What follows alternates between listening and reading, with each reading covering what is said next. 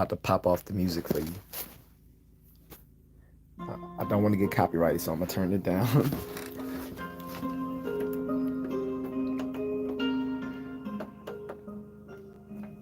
Okay, but you should still be able to hear it in the background comfortably. So, how many people still use a written organizer? Mind you, I have an organizer on my phone, since all smartphones are also PDAs, or, personal digital assistants. I use my phone more as a personal digital assistant than for its prescribed purposes as a phone, which most people don't even use as a phone anymore. What's up, Forever, a BFF? But yeah, I still use my written organizer as a backup, guys. Got this as a present. Little Peter Porker here. Spider Pig. So I'm about to do some editing in this as we talk. So I'm going to put on my little nerdy reading glasses here, so don't mind me. And I don't care if you try to say I look like Urkel or someone else. Doesn't bother me. But yeah, I mean, I used to love electronic PDAs since they came out in the 90s. Actually, I think they came out in like the late 80s, but like they didn't really pop off until like the 90s. I remember working at Staples and getting some of those primitive ones, like from Palm Pilot, stuff like that. Even in the 2000s, up until 2006, I was using a Palm Pilot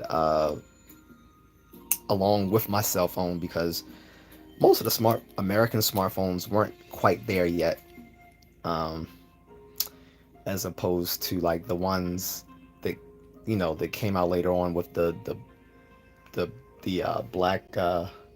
Blackberries and stuff like that. I think the Blackberries overcame Palm because Palm Pilot did start making their own phones, but I don't think they were as good as like BlackBerry and some of the other ones. So, walaikum salam, Ilham. So yeah, so I'm about to, in a moment, get into what today's topic is. This is not random topic day. We might do that tomorrow or Sunday. But today's topic is something someone hinted on yesterday, because I actually wanted to do it during the beginning of the week, but I decided not to. So I'm gonna do it today, because this is not a serious topic, but it's a more of an intellectual topic, and let's be honest, a lot of folks I have contributing to the conversation aren't always on that level to make those contributions. But today's topic shall be about philosophy again, but like I promised before, I'm gonna start doing new topics that we haven't discussed before. However, I'm also going to keep doing philosophy since that's one of my biggest interests. But I'm going to pick particular aspects of philosophy to talk about, not just a whole. It's not going to just be a free for all like it's been the last few times that I've discussed it. So, in this,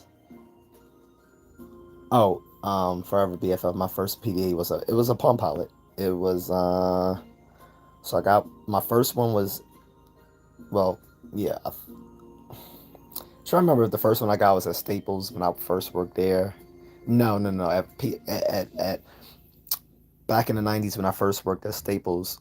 The first time I worked at Staples, worked there twice. The first time I worked there back in like 96 or whenever, no, 97. The Palm Pilots were kind of primitive at the time. So the first one I got was like in like, I think 03, around 03, 2003. And that one was pretty decent. But that wasn't my favorite one. My favorite one was the Palm Zero 31, I think.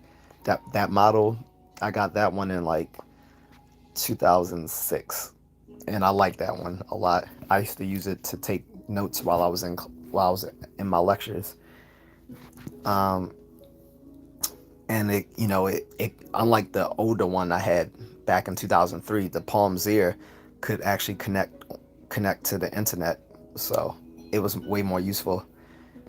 Um, but yeah, so today's topic is going to be another philosophy topic, but this one is going to be a specific topic. So every time we discuss philosophy, guys, from now on, it's going to be on a specific topic within philosophy, not just all philosophy, because all of philosophy is just overwhelming for most people, since most of you guys haven't ever studied it academically. So I'm just going to pick particular topics. So this particular topic is one that someone hinted on yesterday in a previous live stream, which again was something I was already going to do this week anyway. It's just great that the person pointed it out, but I told him I didn't want to give an answer on what he was talking about then yesterday. But today's topic is, are religious leaders and figures, the leaders of religious movements and religious figures, can they be considered philosophers? Can what they teach be considered philosophy? Because we see sometimes this overlap between religion and philosophy, and some people who have strong religious beliefs also believe that their religion is a philosophy. But I think when they say it, they mean it as a way of life, which is not what we mean about philosophy academically, which is a way of investigating nature and reality. So, as always, I'm going to be taking sips of water. um, what's up, Zubair? I'm not changing the topic. The topic is what I choose. If you don't like it, you can find another stream to habituate to. Um, Christina says, "Gotta stay hydrated, player." Yeah, because the other, it's hot outside. Plus, I run, so when I run, I get dehydrated. Luckily, my app actually shows me how dehydrated I was by the distance and time that I've spent running. So it actually shows me how much I need to hydrate. But I already know, just from the army, stay hydrated. Or like, we say in the army, drink water. Train to kill, drill sergeant, train to kill. Who? So we would pretty much drink one one canteen every like 2 or 3 hours.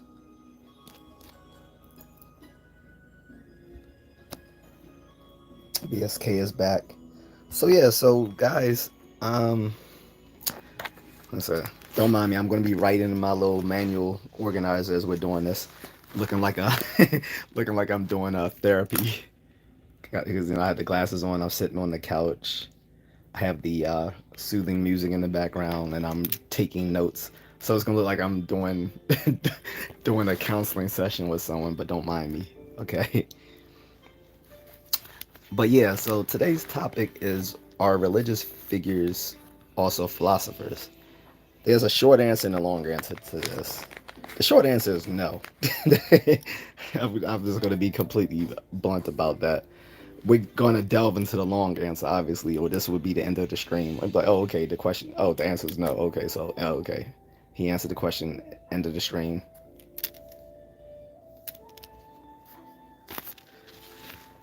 Oh, thank you forever, BFF. I appreciate it.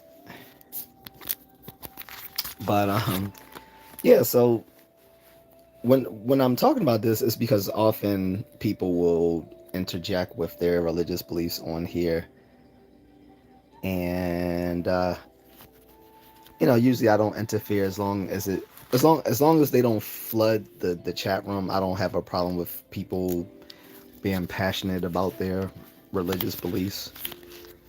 What I will correct though is when they try to claim that those very beliefs are philosophy, and I disagree with that.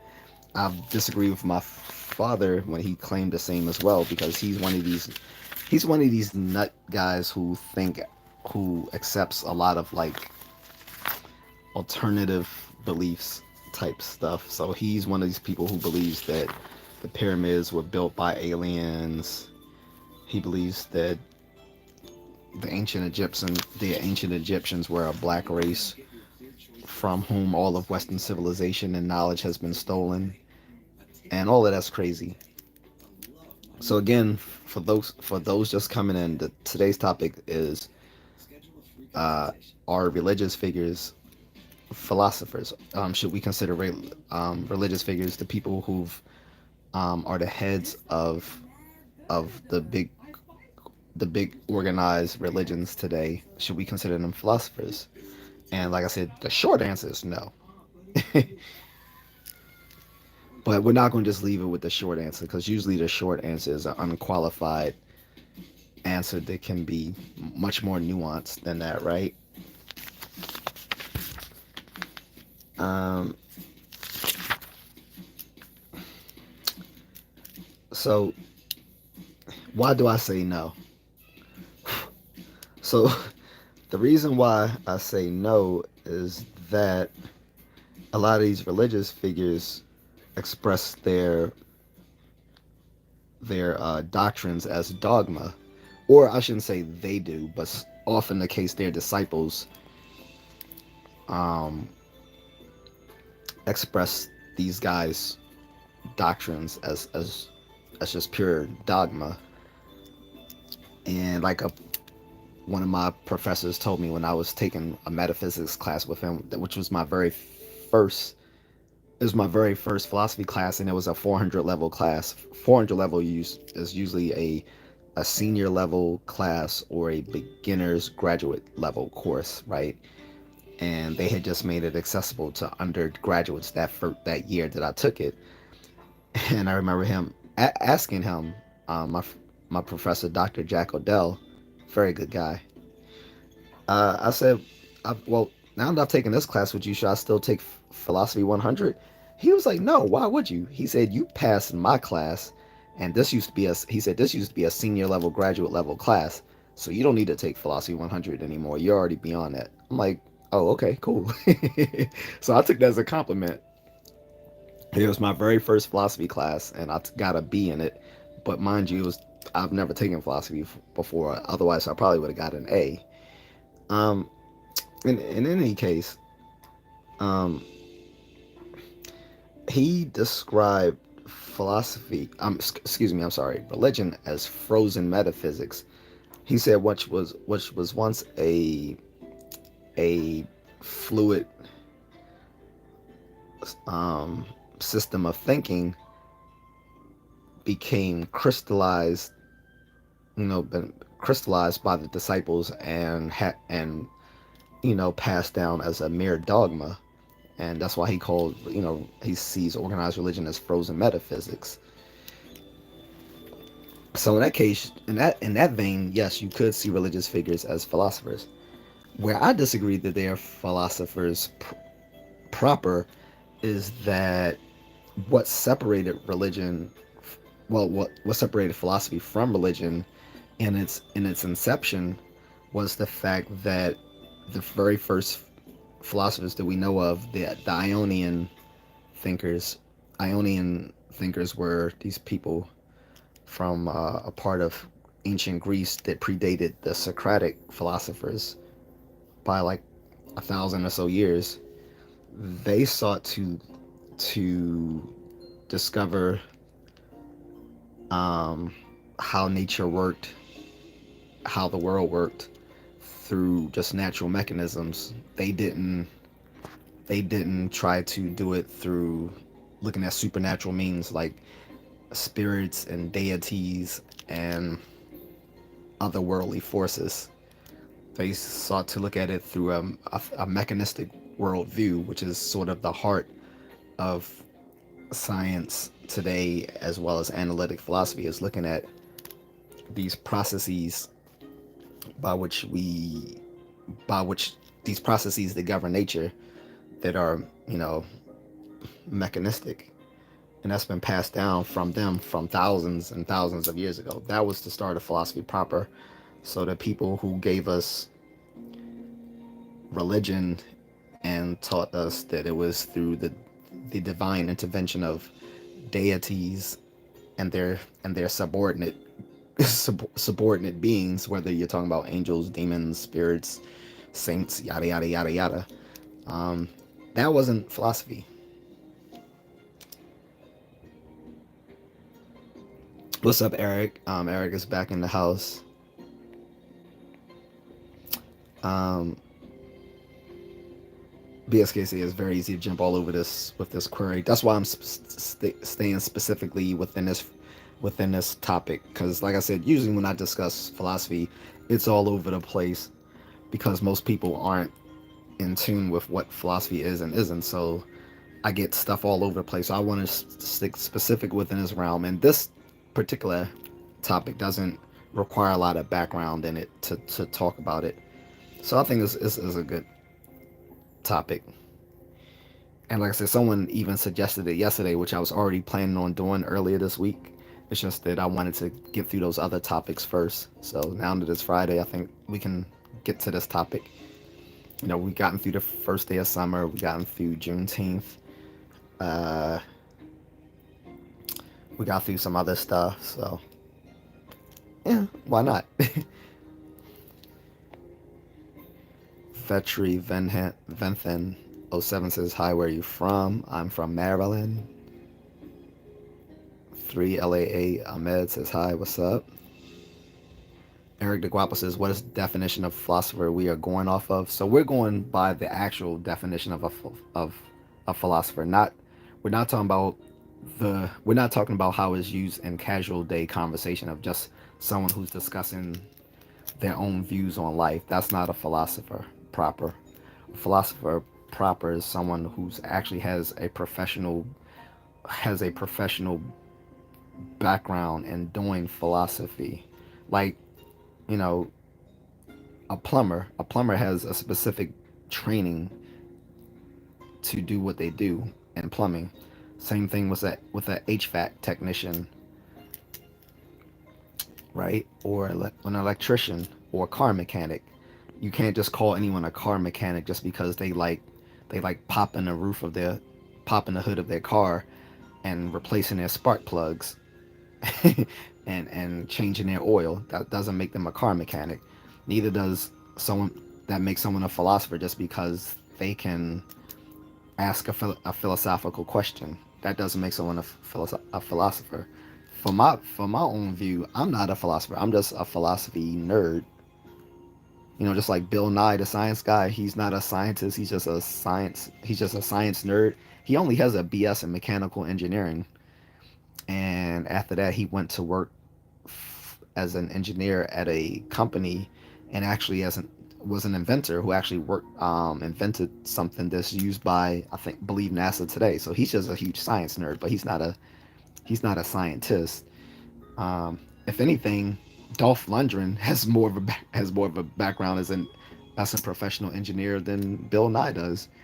But we mostly know Dolph Lunden from like being Drago and Rocky, or Punisher in that very early '90s Punisher movie, or maybe even as He-Man if you're old school like me. But no one thinks of Dolph Lundgren as being this guy who has like two masters in like chemical engineering.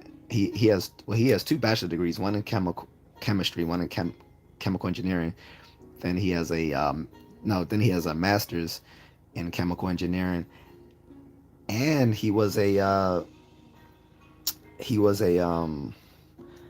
not a Rhodes Scholar. He was the other one. It's another one just like the Rhodes Scholar, but he's a very accomplished person on as far as science is concerned. But no one thinks of him that way. Most people think of Bill Nye that way, and he only has a BS degree in mechanical engineering. So, um, so yeah, guys, I'm just a philosophy nerd. So I have a degree in it, but I'm not a doctorate level person. Like, I will only consider someone a professional philosopher in this day and age if they have a doctorate. Now, if we're talking about medieval scholars or uh, ancient scholars. Obviously, that's not going to be applicable. But we'll say that these are people who actually did like the actual like groundwork to what we do, what people do now in academic philosophy. So obviously we can't hold someone of the ancient world to the same standards of today. So that would be unreasonable. But when I say the definition of philosophy, we're talking about someone who did philosophy qua philosophy, meaning they weren't doing philosophy in the capacity of spreading a religion. So in that vein, like I said, the short answer to are religious figures philosophers, the short answer is no, but the long answer is it depends on several factors. So what do I mean by that? So the two things.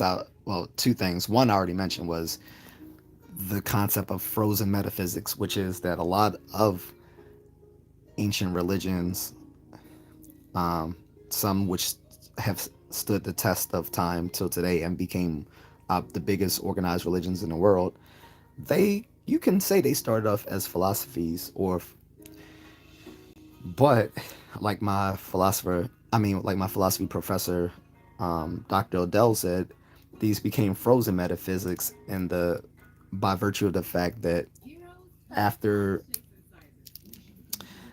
these religious leaders passed away and the disciples you know spread the word of these guys' wisdom, it became a dogma. What was once a fluid and open system of thinking became very rigid and dogmatic, and that's what he called frozen metaphysics. So that's how he defines a lot of religion. So that's the first thing. Then the second thing is, when it comes to Eastern religions, a lot of Eastern religions still are more philosophical than Western religions. Whereas Western religions rely on figureheads and um, certain concepts. When I'm talking about Western religions, I mean the Abrahamic religions, particularly, versus the Eastern religions, that of like Buddhism, Taoism, Confucianism, um, those sorts. And there's more than that, but I'm just using those as examples. Those are more still closely related to the original philosophies than the Western religions, which are more just uh, dogmatic, supernatural beliefs, supernatural doctrines. Like, for instance, in many, if not most, Buddhist doctrines, you don't have to believe in the Buddha as any sort of divine figure, nor did you have to believe in any divine figures to embrace Buddhism. As a matter of fact, you can be a Buddhist and atheist. um, Same thing with like Confucianism or Taoism. In Taoism, there is a belief in a higher power in Taoism, but in that is the that higher power doesn't have to be any sort of father-like figure in the sky. There's no sky god like there is in Western religions. um, in Taoism and related Eastern beliefs, um, the higher power is sort of like just the governing forces of nature, or the harmony of all these forces coming together to be one thing, as in like Star Wars, the Force, right? um, and in Taoism is, excuse me, and in Confucianism, it's more about being taught a way how to properly live one's life than it being anything to do with a particular religion. So I would say Confucianism, of all of the three of them, is the most philosophical. Like, it's mostly like a prescribed way of life, a prescription for how to live, than than a description of what life is. So if you look at it from that view, maybe the Eastern religions are more of a philosophy, and you can consider those religious leaders also philosophers, like Siddhartha Gautama, which is the Buddha, Lao Tzu, which who founded Taoism. Although there's kind of some disagreement whether Lao Tzu even existed. Most of what we know comes from his disciple, Shang Tzu. Um, we know the disciple existed, but we don't really know whether the the founder actually existed. Sort of like with Christianity, like we know Paul existed, but we don't. It's still an open question whether Jesus himself existed, and it's probably a matter of faith whether what you think about that issue, of course. Um, Confucianism, it is kind of accepted that uh, Confucius existed. His Latinized name was Confucius, but I think his Mandarin name was Confucius. And don't hold me to having a correct pronunciation of these. I'm trying to pronounce them as correctly as I can for someone who's never taken Mandarin. Okay, and this would have been like uh, medieval Mandarin at that, so it's not even modern Mandarin. So in any case, and then there's the guy who wrote The Art of War, Sun Tzu. Um, there's an open question whether he existed. I find it dubious that he existed. To be honest, that's general. I don't think Sun Tzu existed, and I find it dubious whether Lao Tzu existed. And for my part, on the Western side, I'm dubious that there was a historical Jesus either. So I hope that was a very long answer to a very short question that Eric gave me, and I'm sorry. But I also answered 3 LAA Ahmed's question about whether I'm a doctor of philosophy, and I said no, I'm just a philosophy nerd. That BSK says both theology and philosophy can go on indefinitely about esoteric, you name it.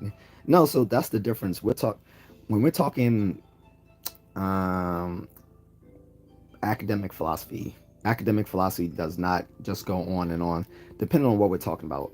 Now, in continental philosophy, that can happen because continental philosophy almost prides itself in in obscure writings, which is why they like people like Heidegger and Nietzsche and uh, what's his name? Hell, I can't remember that guy's name. Um, they represent 19th century philosophy, particularly the German idealism, and French existentialists, and it seems like they pride their writings on being obscure just for the sake of obscurity, which is one of the reasons why they like Vicken Stein, who's actually an analytic philosopher, because a lot of the writings he made could seem obscure because Wittgenstein had a very poetic style of writing, and sometimes it could be interpreted in different ways. And Wittgenstein himself, Ludwig Wittgenstein, didn't always like to nail down what he was saying for folks who didn't get what he was saying. He felt if someone was a clever enough philosophy student, they should understand what he means when he's talking about these different didactic issues within philosophy. But then he would scold people when they got it wrong. So, but in any case, most philosophy, particularly academic philosophy in English-speaking worlds, kind of pride themselves on being clear, concise, and cogent. So it's not going to go on indefinitely. You might be thinking about metaphysics, and within the analytic philosophy world, like I said, a lot of metaphysics has been kind of beheaded by by an era called logical positivists, where they basically said that a statement's a, a, the method of a statement's method of testing it is its meaningfulness. So if there's no way to test a statement for being meaningful, then then it in itself is a meaningless statement. And they cut, unfortunately, like that verificationism or verification theory of meaning never really worked out well within philosophy, although it has been passed down into science. we have a lot of verificationism and operationalism in science, where any sort of scientific claim needs to have a method of testing that claim scientifically for it to be considered a scientific claim. So that works in science, but not so much in philosophy, because a lot of philosophy questions themselves are just not going to be verifiable. But in any case, a lot of stuff that you might think as being like indefinite questions in philosophy aren't considered serious in philosophy itself. We didn't even see our serious return to metaphysics until the 20th century with talk about philosophy of mind, and philosophy of mind is very heavily dependent on scientific psychology, which is why philosophy of mind, neuroscience, and cognitive psychology and all of those other related disciplines came together to form cognitive science, of which we consider Noam Chomsky and Jerry Fodor sort of the founders of that. But yeah, theology and philosophy are not the same, unless you're talking about they intersect within philosophy of religion. But even philosophy of religion is sort of like an analysis of religious arguments. So it's not exactly the same as theology. It kind of gives a conceptual analysis or linguistic analysis of the topics discussed in theology. Eric says, so in that sense of the word, I would say Jesus fits in that definition. He was trained in the laws and customs of the day. He also introduced a revolutionary worldview at the time. I would say Christianity is more than just a supernatural belief, because there is a lifestyle, or shall I say philosophy, of how I should live and treat people every day. Well, so we jump right into the fire here. No pun intended. So, because I'm sure people say I'm headed for hellfire. But in any case, I don't care.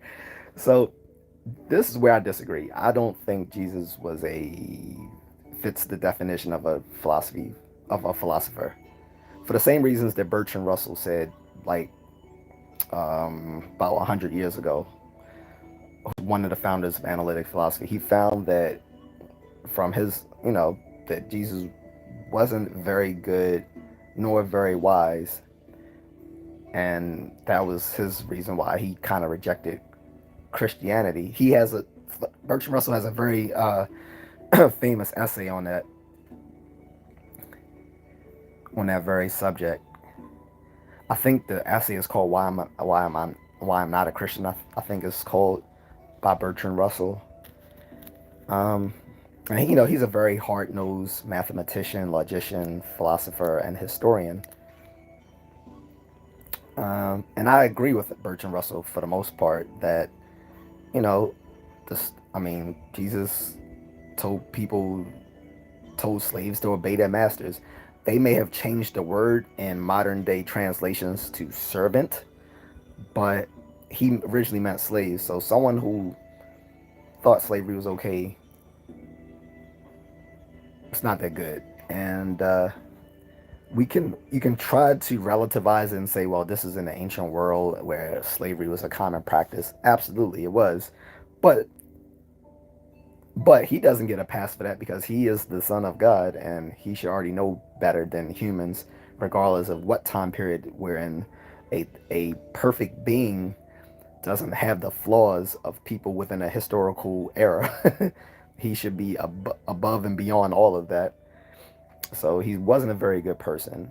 As far as wisdom, he wasn't very wise either. Like, some of the stuff he said would fail the categorical imperative of Immanuel Kant. Immanuel Kant's categorical imperative and his ethical theory was that an act would be considered moral if it can be universalized, so that everyone can do it without it contradicting the very practice of it itself.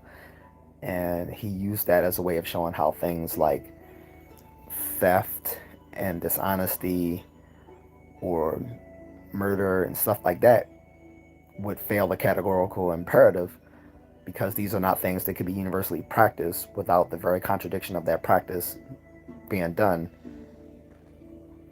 Um, Also, then it's just a practical matter is that I don't know if we can consider someone a philosopher if we don't even know whether the person actually existed. There's still an open historical question of Jesus' historicity. There have been some historians, most of them who are religiously inspired, though, who have claimed that there's historical context for him existing, but we have no independent evidence of that. I don't want to get into a separate conversation of the historicity of ancient religious figures, because that would be a whole conversation in itself. But I would say it is a part of the equation, and discussing whether someone is a philosopher or not is whether they actually existed. I'm going to say you have to have actually existed to be considered a philosopher, in the very least, or we should not, that should not be one of the questions. Is someone's historicity. Like, no one's going to question whether um, whether Daniel Dennett ever existed. We know Daniel Dennett existed. He just passed away last month, right? Um, so when we discuss whether he was a philosopher or maybe just a good philosopher, one of the questions shouldn't be, well, did he actually exist? Because if one of the questions is, well, did Daniel Dennett actually exist? Then that kind of undermines the whole enterprise of discussing whether he was a philosopher or even a good philosopher. So, for all those reasons, I'm going to say that Jesus doesn't count as a philosopher, excuse me, a philosopher. Plus, like I said, most of the stuff that he preached was of a supernatural matter. So, that's the other thing. So, if mostly what they talked about was stuff this of a supernatural basis, there's questions of their historical existence. Um, the things that they talked about can be questioned on a can be questioned on an ethical basis, then I'm gonna say they're not a philosopher. Plus, he was not taught. Um, assume, assuming that he existed. So let's assume he existed. Assuming that he did exist, we don't know of him actually learning philosophy as it would have been known back then in the Hellenistic world. At that time, Israel or all of Palestine was under Roman rule, so they would have had access to both the ancient Greek philosophy as well as the current Roman philosophy, which was basically just based on Greek philosophy. There's no mention that he studied anything like that. If anything, he may have studied rabbinical law and stuff like that. Again, assuming he existed, he probably would have studied like rabbinical law and customs and so forth, but that's not philosophy, that's religion. Um,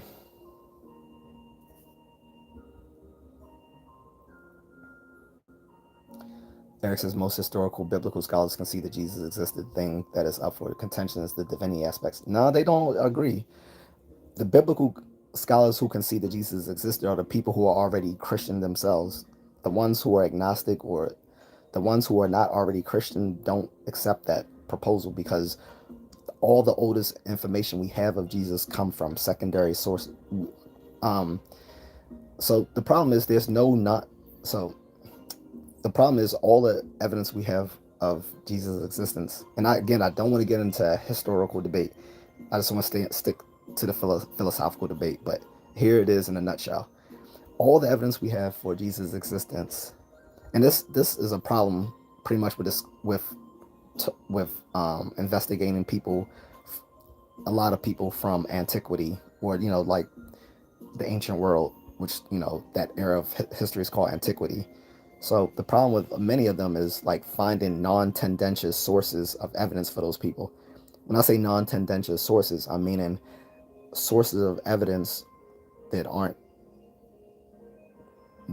that are independent and non-circular, which is evidence that isn't already backed up by the very things that is that's supposed to, like, the sources themselves of the evidence are the things that are proposing that that thing existed. Like the Bible can be used as a source of evidence because it's making the very claim that's under investigation. That would be a circular source of evidence. And that happens a lot with looking at his, like, religious figures like Jesus, is that there's no non-tendentious sources of him. The earliest sources we have are all of people who lived after he died, so they're not credible witnesses. Um, there's, for one, there's Herodotus. Herodotus has been known to be very inaccurate in the information that he gave about the ancient world. And again, he lived in a time after the period of which it was claimed that Jesus existed. Um, Same thing with Josephus. Josephus was the Jewish historian. Josephus' information wasn't very accurate. And so what we often do, or what historians often do when they're looking at information about people coming from the ancient world, or the medieval world, or from non-Western parts of, or non-Western civilizations, is they try to look for independent sources of information, basically corroborating evidence that was spoken. Like, they can find someone else who didn't know the other person making the same claim. So if you have Herodotus saying this here, and you have Josephus saying this here, then you have this other guy saying it there, and they've never talked with each other, amongst each other, about these very things. That's a sort of independent evidence. But however, the problem is neither Josephus or Herodotus have been considered as credible sources of information on the ancient world.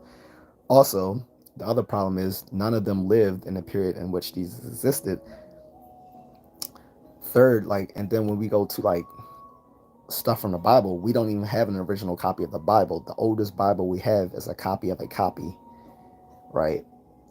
Then there's this issue of transliteration from these different languages, all spoken in the time, from Greek, Latin, Aramaic, Hebrew, um, even maybe like Egyptian and Phoenician. Um,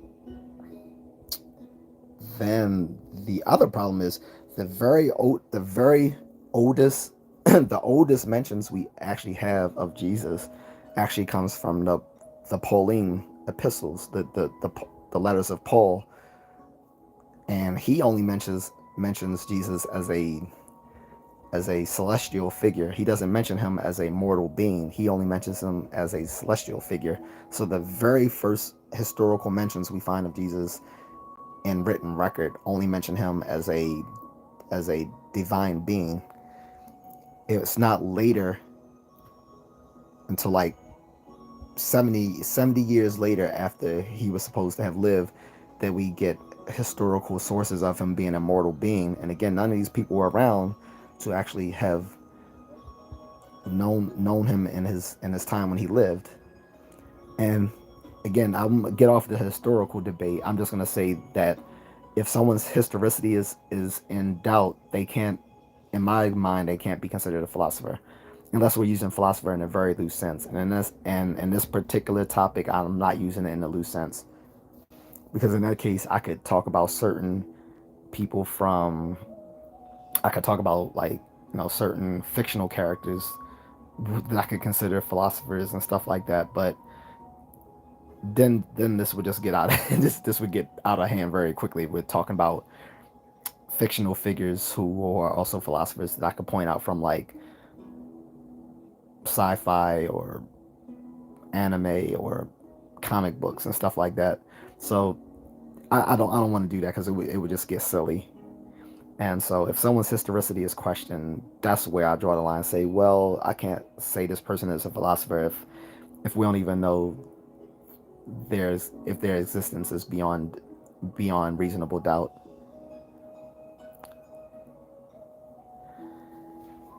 Mercanoid Peanut Butters. What do I think of Sri Chinmoy? I've never heard of him.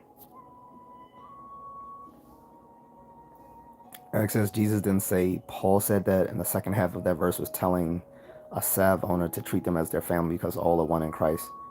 I don't know about that. All I'm saying is we're looking at the historical. I'm not talking about what happened in the Bible. I'm talking about historical evidence, like the when you look at these writings of the New Testament about Jesus, the very first mention of him historically was Paul. That's why there has been some people who say Christianity should have been called uh, Paulinism or Paulism, because he's really the first one to, and historically, to have saw Christianity as a separate sect from Judaism proper, and wrote about Christ, but he wrote of him as a celestial figure, not as a mortal person. It's later on, over 70 years later, that we hear mention of him as an actual uh, historical figure, as a mortal person. Like, the four gospels or whatever, they were written long after the, the letters of Paul. Um, then after the gospels and all that stuff came out, you have mention from, like I said, Herodotus, Josephus. There was I think a Roman governor that mentioned him. But again, the problem is that it's not, that claim can't be verified. So history is tricky, especially when you're talking about scientific history, using the methods of historiography.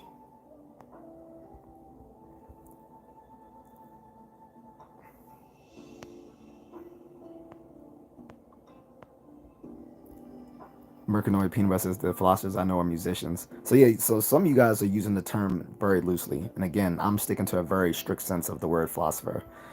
That's why I'm claiming that I don't think most religious figures can be considered philosophers, because I'm sticking by the focus of it being they do philosophy qua philosophy, right? Not just people who just spoke about how one just gave their like own personal views on how people should live their life. That's not philosophy. I mean, that's every self-help guru today. And actually, in philosophy, we have a very good term for people who just try to make a buck discussing how people should live their life. We call them sophists, or sophistry. This was something that Socrates and his mentor, and his student Plato were very much against, was sophistry. We often see sophistry today in like the legal world, because often they learn like a sophisticated legal system of reasoning, which is heavily dependent on knowing some rudimentary philosophy, but they kind of twist it for the purposes of the the legal world. But I would also put all these self-help gurus in the same category of sophistry, modern day sophists. Some of these people who just tell you their ways of living in life aren't really philosophers. They're just self-help gurus, charlatans, um, self-prescribed, maybe self-prescribed philosophers, but wouldn't be recognized within the philosophy community as real philosophers. This is why in the philosophy community, no one considers Ayn Rand a real philosopher. Sorry for you super conservatives who love Atlas Shrugged, and I forgot the other book, and I need to read that one too. I actually enjoyed Atlas Shrugged, to be honest. It's a good work of literature, but it's a horrible work of philosophy. And both, it's almost a unanimous like agreement within Western philosophy that Ayn Rand is a pseudo philosopher.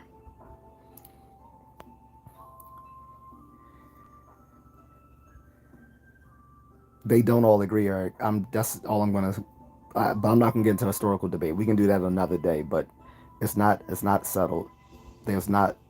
I'm telling you from reading this stuff, and just because a National Geographic documentary makes it seem like it's settled, that's not the case. It's still an open historical question of his historicity, and many point to the fact that he doesn't exist.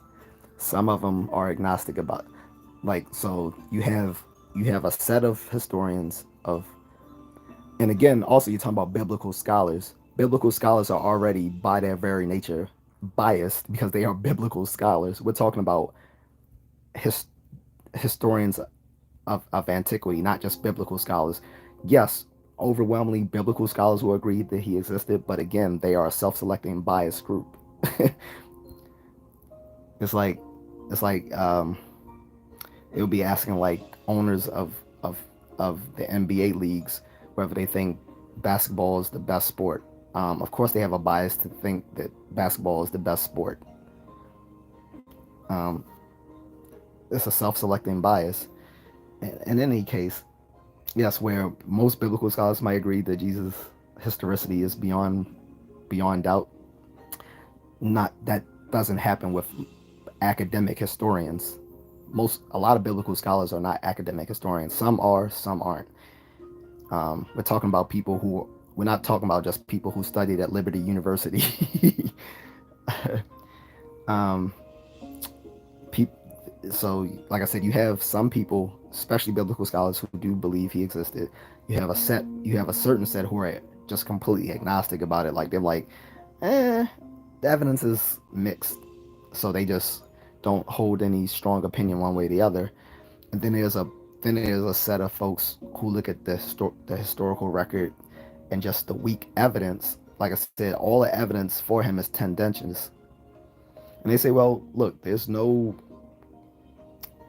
we don't find any non-tendentious evidence for him, so we're gonna just assume that he didn't actually exist, but was maybe inspired by maybe the story of his life was inspired by someone in those times because there was a lot of in that turmoil of Palestine at the time where Israel was was like was just a um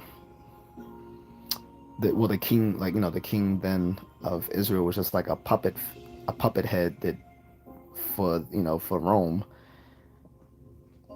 and the real power in Palestine rest with the Roman governor of Palestine, who oversaw the king of Israel and all of that good stuff.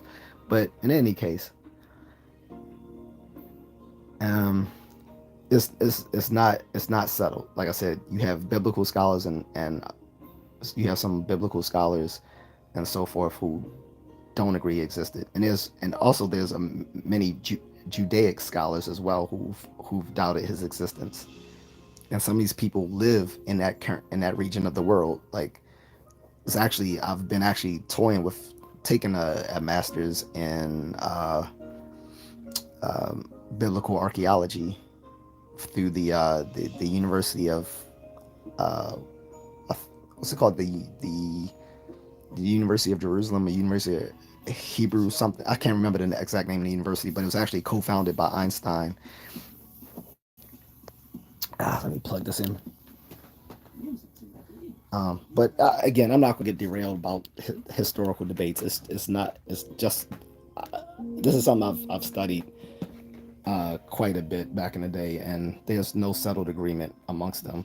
They are biblical scholars who mostly agree that Jesus existed. They are biased. They are a self-selecting biased group, whereas there are Judaic scholars who disagree that he existed or are agnostic about whether he existed. Then there are purely academic historians who fall in all three camps, that some say he existed, some are agnostic whether he existed, and others believe he didn't exist. So it's not a settled question because the problem is it all rests on a bunch of non-tendentious evidence, and how conclusive you find non-tendentious evidence. People who are already people who are already convinced that he existed will be convinced by non-tendentious evidence. People who don't already believe he existed because they're Jewish or they are atheist and agnostic people, or they're just scientific skeptics, as I am, um, are not going to be convinced through very weak evidence that's not independent. So I don't want to get derailed about that, and I don't want to get people upset. So I just want to move on from that.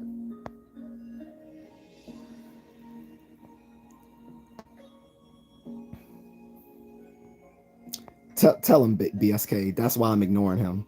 I've already made my case for why I'm not going to answer questions outside of the topic. Thank you, BSK. Let him know. if if guys, I'm telling you again, and I'm gonna say it every time I do a live stream. If you asking me a question irrelevant to the topic, you're not going to even be acknowledged unless you drop a cash app. You're not gonna derail my conversation. You're not gonna redirect my conversation to a topic that you are interested in just because you're fucking retarded. If you're really serious about whatever you have to ask me, then you will drop a cash app. Otherwise, I will not give a fuck about what you say in this comment thread. Back to the back to the back to the topic. So anyway,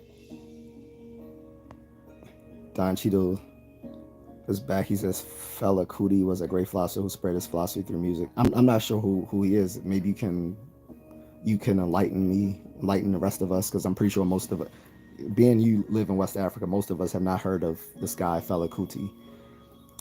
But again, this is why I'm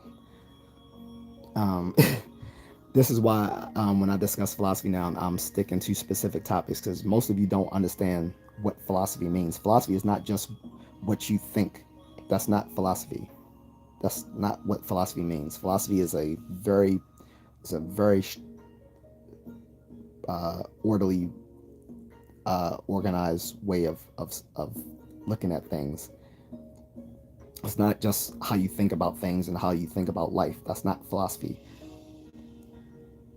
Philosophy is the study of the world through conceptual investigation, as opposed to the more empirical investigation of science. Although sometimes they do overlap, as in the case of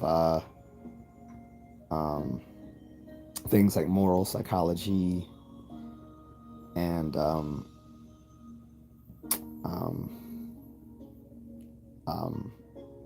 stuff like that, cognitive science that overlaps with philosophy of mind. But philosophy we have our own terminology for things. We have different ways of how we actually study things, and we rely on formal and informal logic.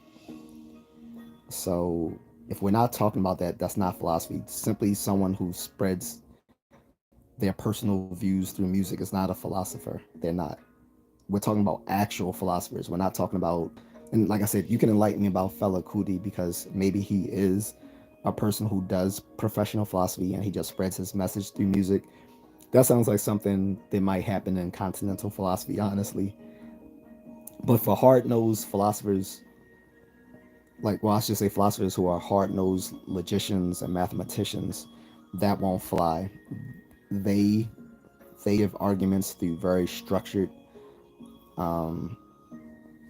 yeah, logical proofs or informal arguments, stuff like that.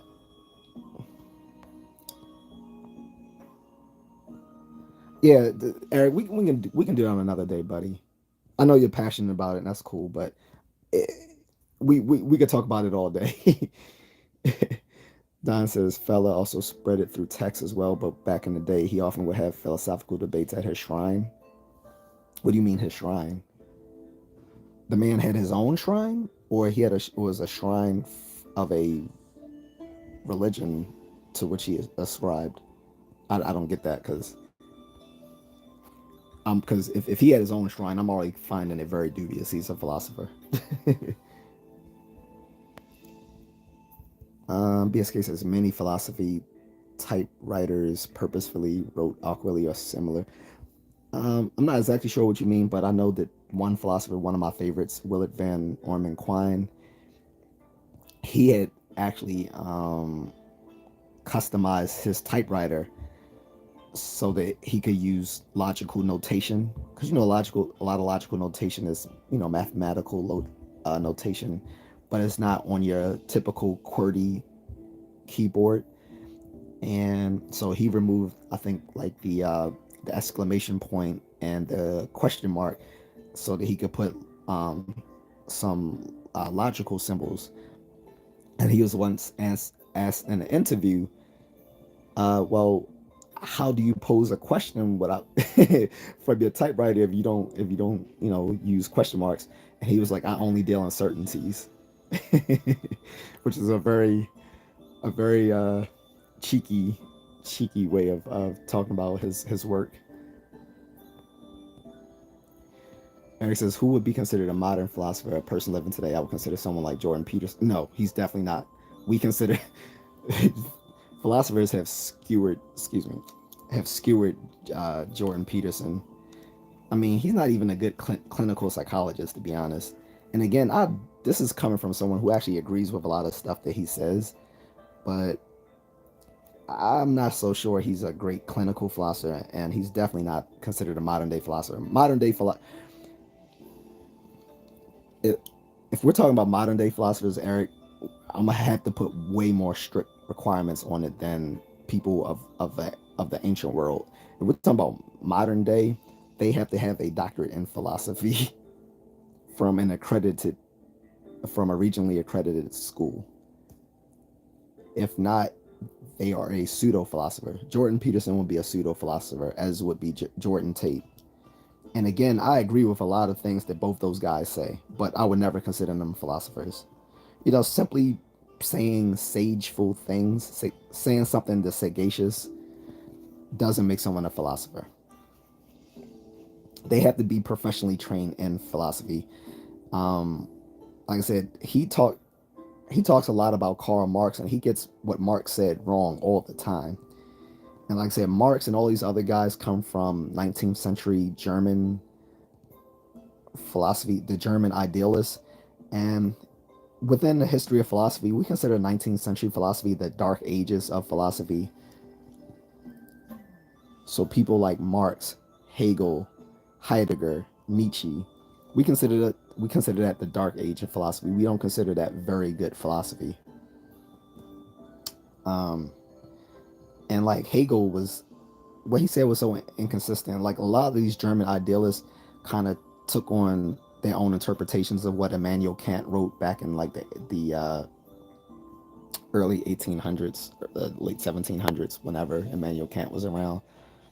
And Immanuel Kant was actually writing stuff to kind of answer the earlier Scottish philosopher David Hume.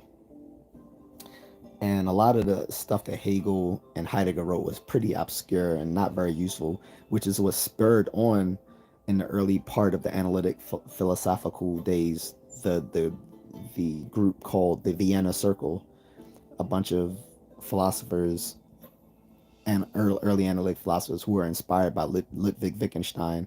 He himself never considered himself a logical positivist, or later they called themselves logical empiricists, but he would sit in on their discussions in the Vienna Circle, because he thought a lot of what they discussed about his ideas they got wrong. But in any case, most of them thought that most of the stuff that came out of the German idealism and metaphysics in general was just a bunch of bunk.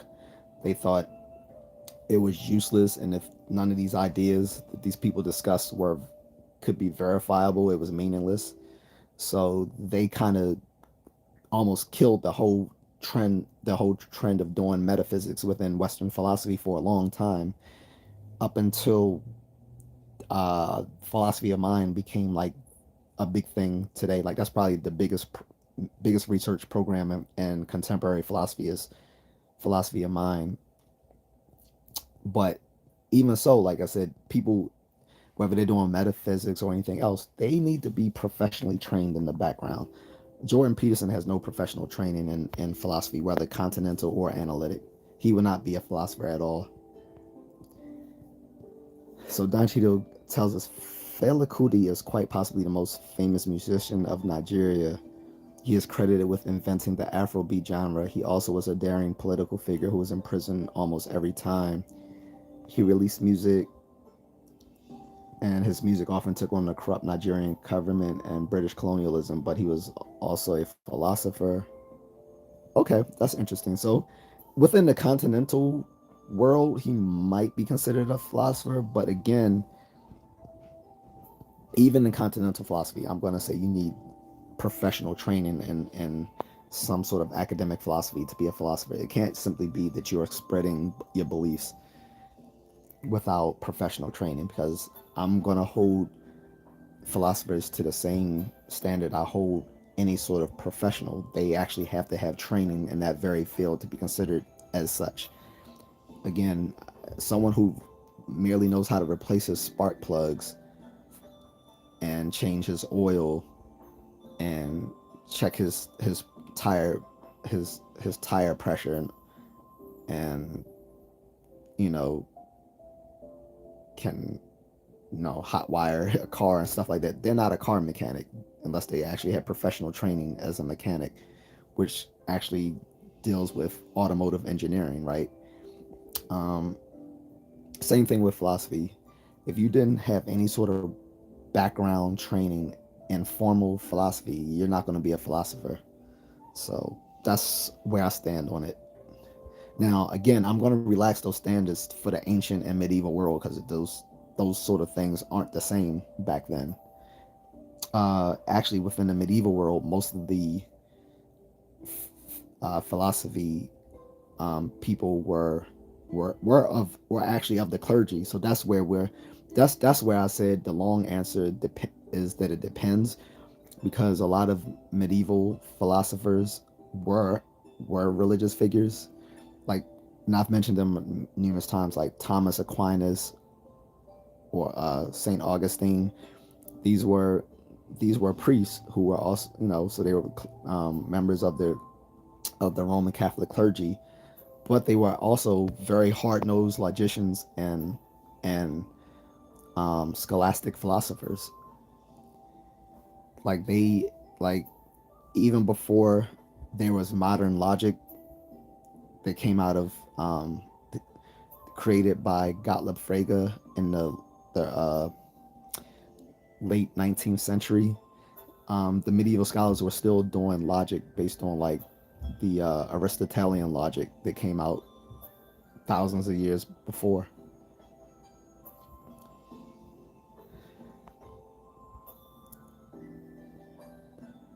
BSK said I'm an inadvertent suck up on OMFG. Diane says his shrine was a venue with a weekly schedule. Many nights were for music performances, but other nights he had political poetry and philosophical and political debates with the audience. That's interesting. Like, in the ancient world, he probably could be considered a philosopher, but if we're talking about in the 20th century, yeah, because you said he invented Afro beats, right? So yeah, that was definitely within the late 20th century, I guess, when Afro beats came out. I'm not exactly sure when, but I'll look it up. But I doubt we can. I would consider him like a professional philosopher.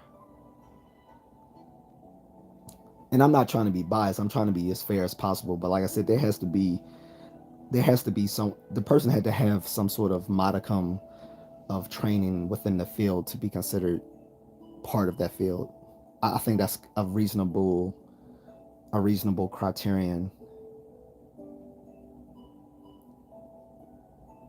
So Fela Anikulapo Kuti, Nigerian musician, born October 15, 1938,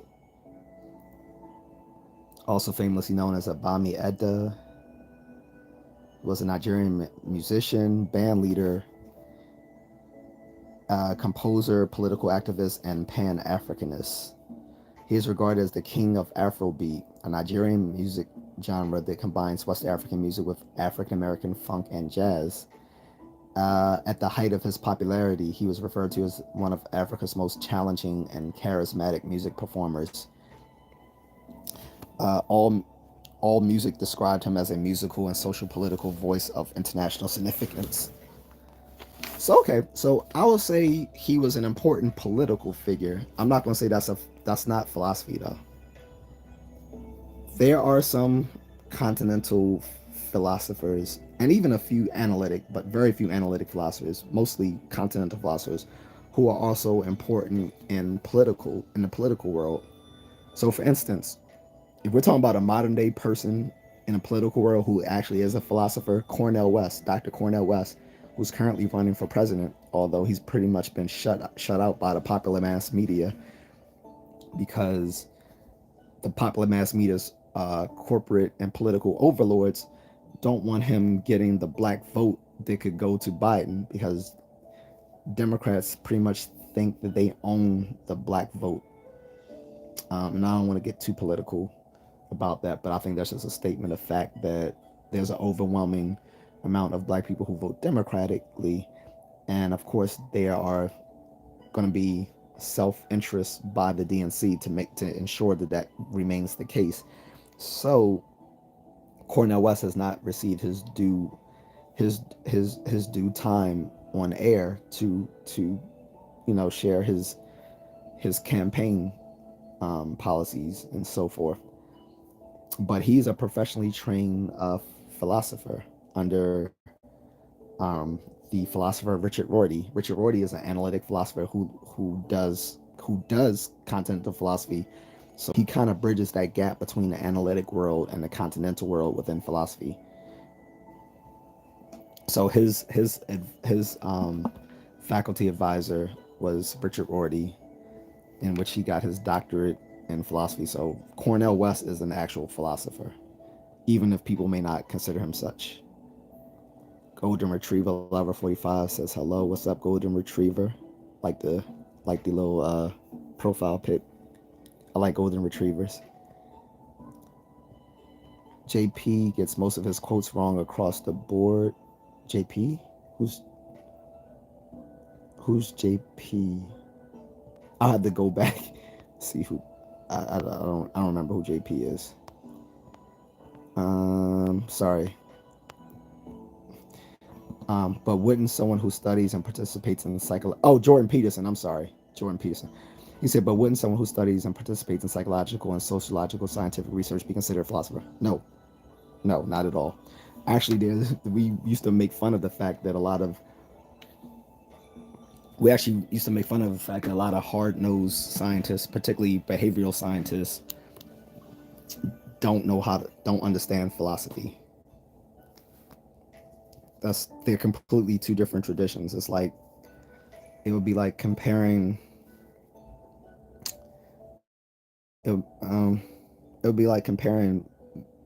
being a writer to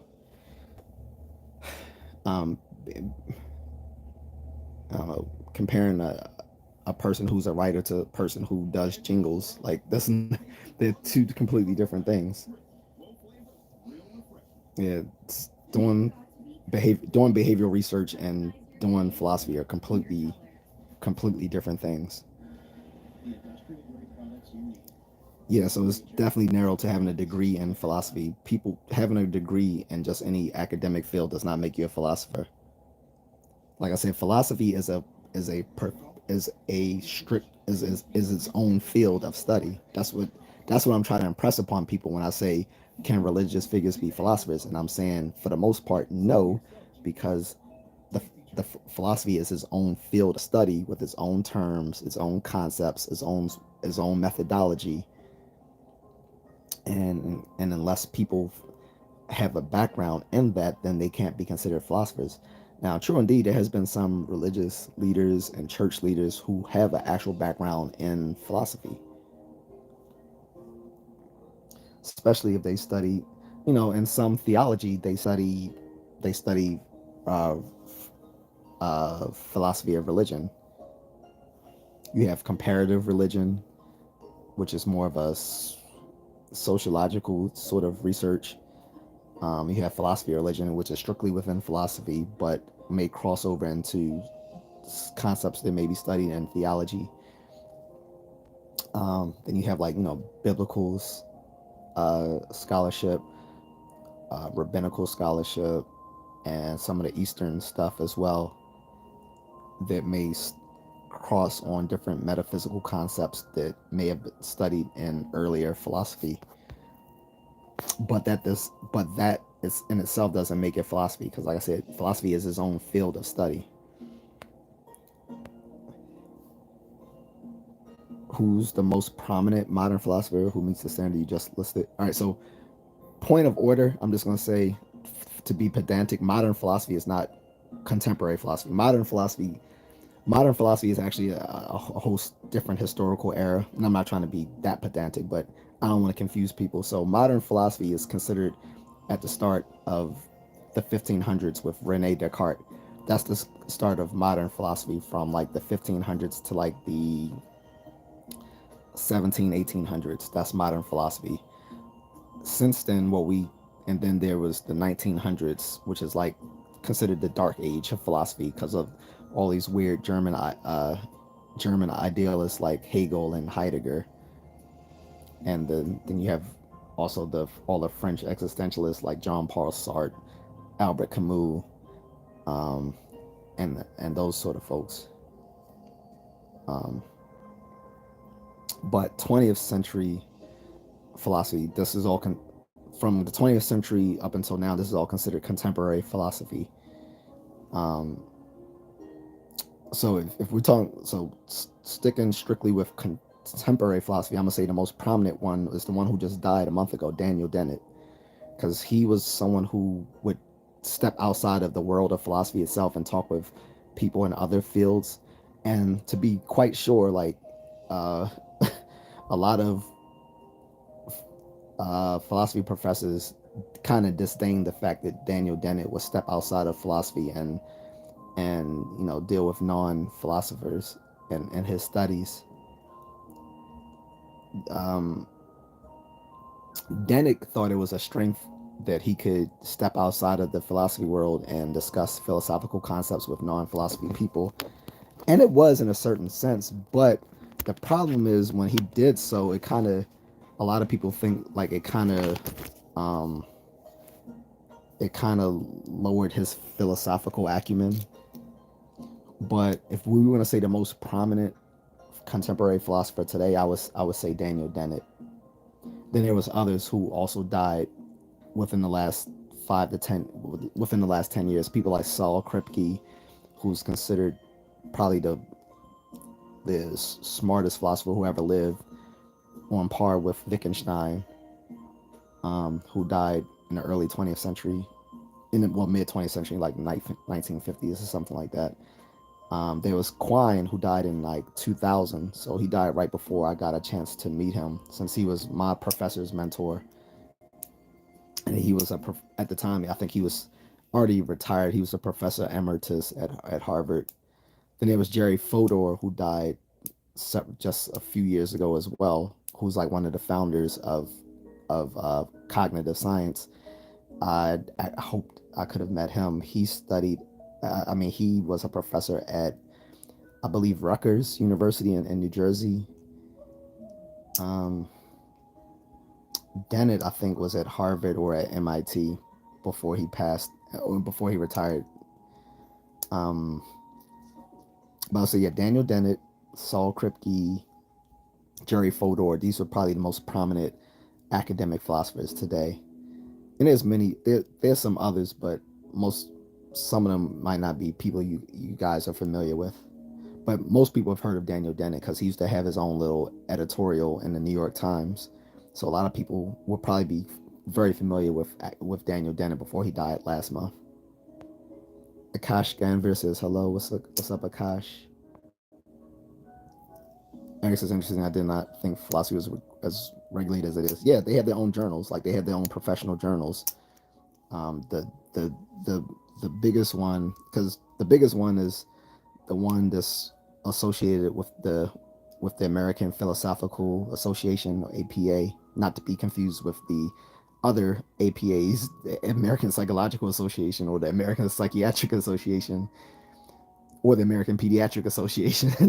There's too many professional APAs out there. But the APA, the American Philosophical Association, has its own journal of philosophy, and then there's like several different journals. So just like scientists do peer reviewed uh, do do research reports which are peer reviewed and published in scientific journals.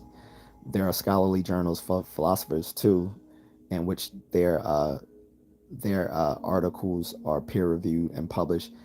The problem is that it takes longer to be peer reviewed and published in philosophical journals than in scientific journals.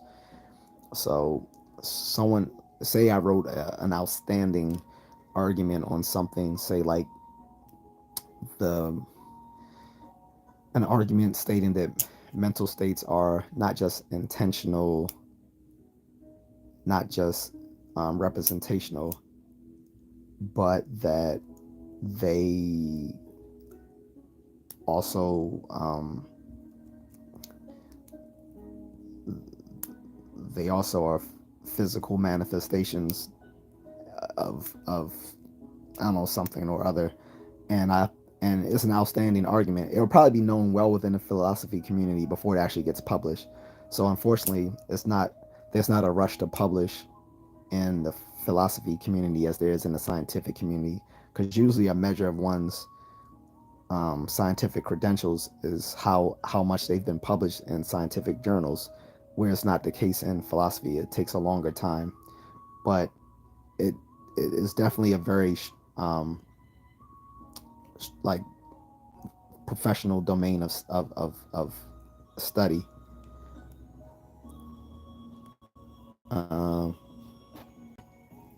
Yeah, I got a Coco the Clown. It took me a little while. I'm sorry, and um, thanks for stopping in here. By the way, it took me a second, and I'm always going to be like 5 minutes behind in the comments because I try to address everyone's comment that's worth addressing. All right, so what does a doctorate in philosophy provide that excludes everyone else who has not studied through a university? Again, you're taught how to do conceptual and linguistic analysis. You have to have you have to be a logician, and well, at least in an analytic philosophy, you have to be a logician, and you don't have to be a math. So you don't have to be a mathematician, but you have to be a logician in analytic philosophy. Like you have to be able to do philosophical logic, which is philosophical logic is just mathematical logic dealing in philosophical concepts. So you have to be a logician. You have to understand and know how to do conceptual or linguistic analysis. Okay, and often the case, many contemporary analytic philosophers have a background in a certain scientific field. So some of them may do philosophy of science as well. So if you're discussing cognitive science, or philosophy of psychology, or philosophy of biology, philosophy of physics, you're usually expected to have a background in that scientific field as well. So many of them will have like a master's in so like if you're doing philosophy of biology, you should be expected to have a master's in biology. If you're doing philosophy of psychology, you should have probably at least a master's in psychology. So that's those are the expectations. But you don't have to have any particular. But you don't have to have that if you're not going into a philosophy of science. But to do professional philosophy and receive a doctorate in it, you would be expected to have a strong background in logic and understand how to do conceptual and linguistic analysis. Those would be the requirements, and most people don't know how to do that outside of philosophy.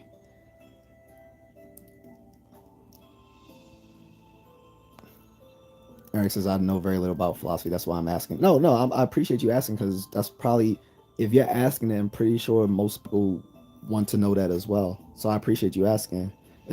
These are very good questions. No, and I definitely don't think you're being rude or combative. You're actually asking great questions, so I appreciate it. Um, Gary Ho says, "What is philosophy about?" Great question. I cannot define it because if if professional philosophers can't define it, me being a mere philosophy nerd shouldn't expect more of me. But I can say generally. So you have philosophy, and it's broken down to you have Western philosophy, Eastern philosophy, and within Western philosophy, you have analytic philosophy, and you have continental philosophy. So philosophy in general is basically the study of reality, mostly through like conceptual means, right? Mostly about through just thinking about it, through thinking and reasoning about it. That's the most general sense of philosophy. Is thinking about, is like looking at all of reality through conceptual means, some sort of conceptual investigation. That's philosophy in general. Um, Eric says, "What do contemporary philosophers do? What service do they provide?" So that's a good question. So contemporary philosophers do basically what every other like academic does in at universities. Most of them are professors. Um, a lot of them write arguments. I think more professional philosophers actually spend time evaluating other people's arguments than creating their own, because it's often easier to critique and evaluate other people's ideas than to come up with their own. But yeah, they, like I said, they do what scientists do. They they they teach courses. They they do they do philosophy research papers and try to get them published. Um, so that's what many of them do. They're professors, and they also write scholarly articles to get them published. And not just philosophy, but all of like college, all of in, all of the college world is basically publish or perish. Like most, if you are a professor at a research university, which research universities are the majority, or at least amongst the higher tier universities, most of them are public research universities. There's the whole idea of publish or perish. Like you kind of gain your reputation as an academic through publishing, getting your papers published, not so much as being good professors, which is often to the chagrin of many students who find that they are studying under some of the most reputable academics in the world, and they are horrible teachers. But they're not hired to be great teachers. They're hired because they're great researchers. So same thing with philosophy. A lot of these people are hired to be great researchers, have, within their field, their given field of philosophy. Um, and the services they provide as such, as professors, as philosophy researchers. Also, a lot of their work trickles down into other fields. So usually, when a certain amount of once a certain field within philosophy accretes a reasonable body of knowledge, it stops being called philosophy and starts being called science. That's the newest field we have in science now, is cognitive science, and that was done to that is mostly responsible by a lot of the work done by Noam Chomsky, who's also the founder of modern linguistics, contemporary linguistics as a science.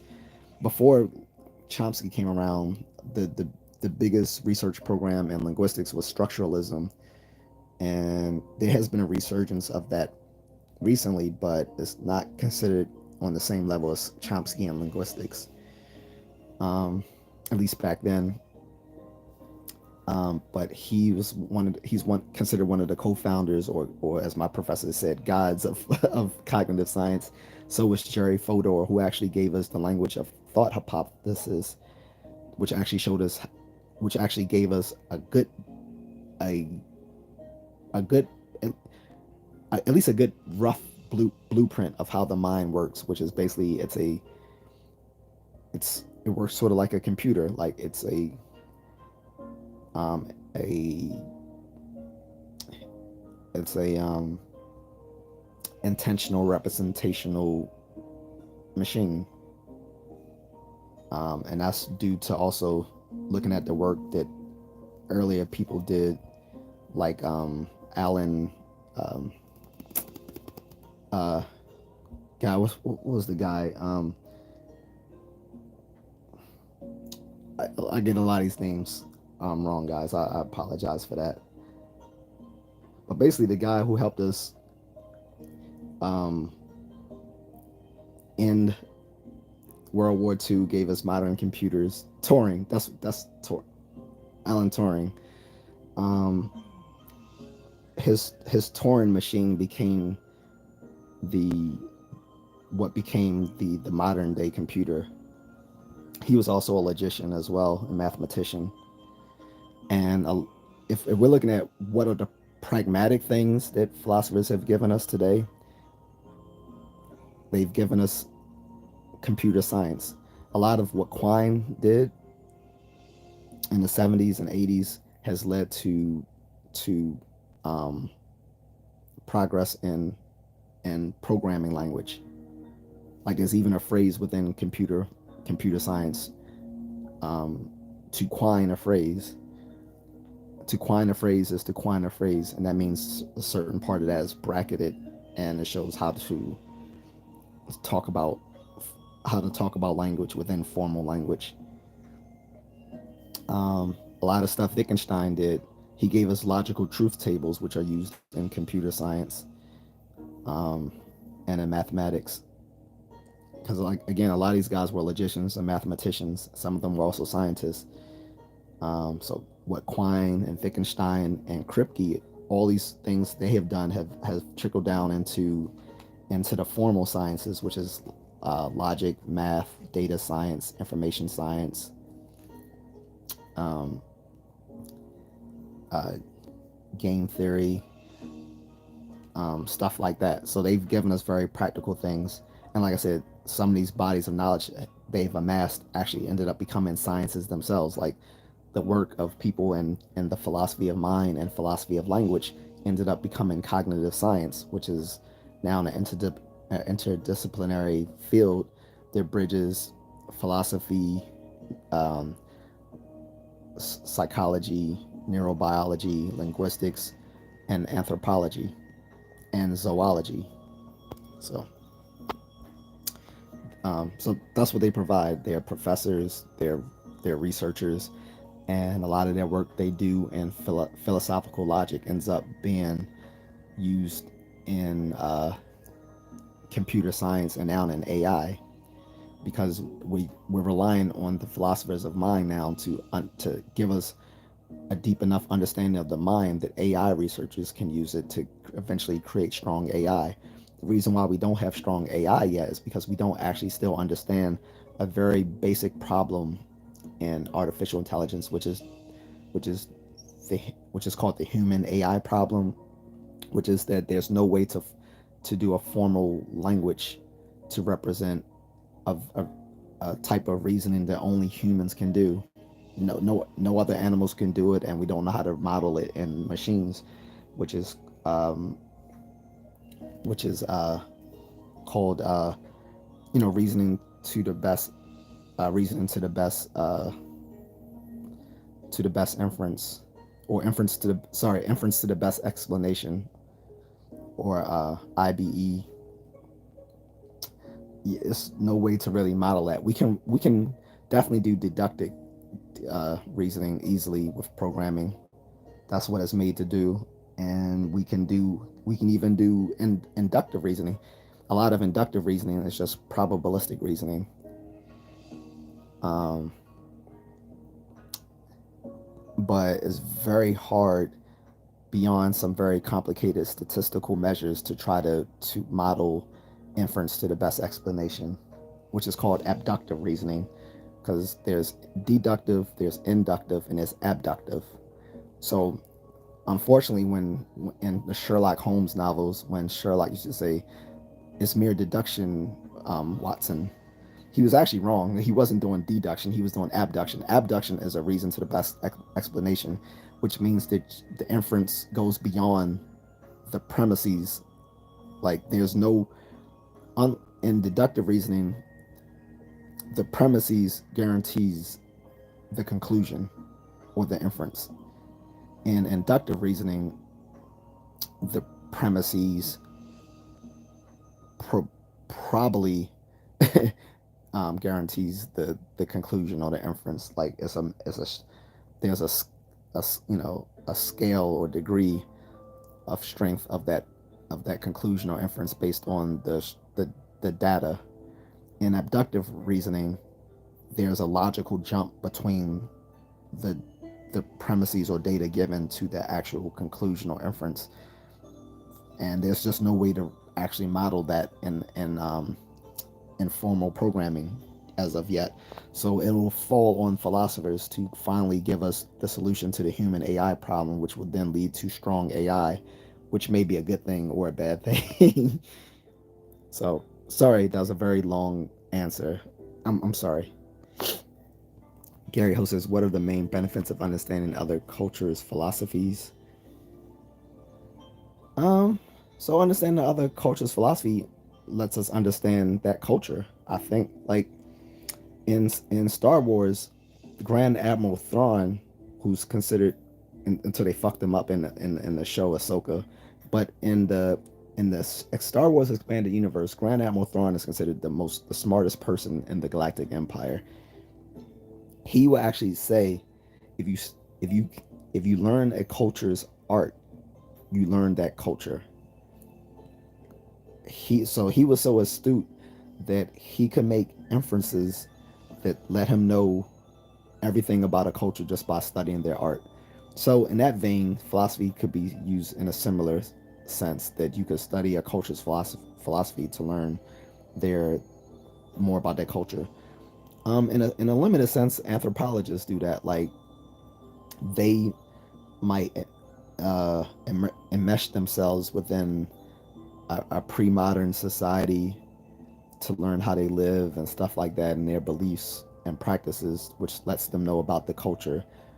But not every culture has a has a formal philosophy. That's what I'm saying. I'm using philosophy in a very strong sense of the word. I don't use it in a loose sense. I use it as in the sense of someone who actually studied formal philosophy. If a person didn't study formal philosophy, they're not doing philosophy. They're just giving their own views on life. That's not philosophy in the strong sense, in the narrow sense of the word. But there are many cultures that have their own philosophies. Like I said, there's a certain part of Western philosophy that can be considered like Afro-Caribbean philosophy. There might be certain indigenous philosophies. However, some of that won't be philosophy proper if it's mostly supernatural beliefs. So if you so you have to distinguish whether we're studying a culture's philosophy or we're just discovering or we're just studying their religion and mythology. Religion and mythology are not philosophy. What separated philosophy historically from religion is that it rejected the notion of supernatural concepts to explain nature. Philosophy started with the Ionian philosophers like 4,000 years ago who decided to look at mechanistic means of nature um, as a means of learning about the world, as opposed to just given, just saying that these were due to gods and spirits and stuff like that. And in that vein, they gave us both philosophy and they gave us science.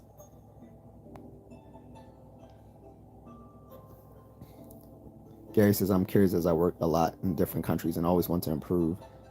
Yep, and Alan Turing, thank you for correcting me again. you catch, I catch myself after you already corrected me, but I appreciate you correcting me a lot. Thank you.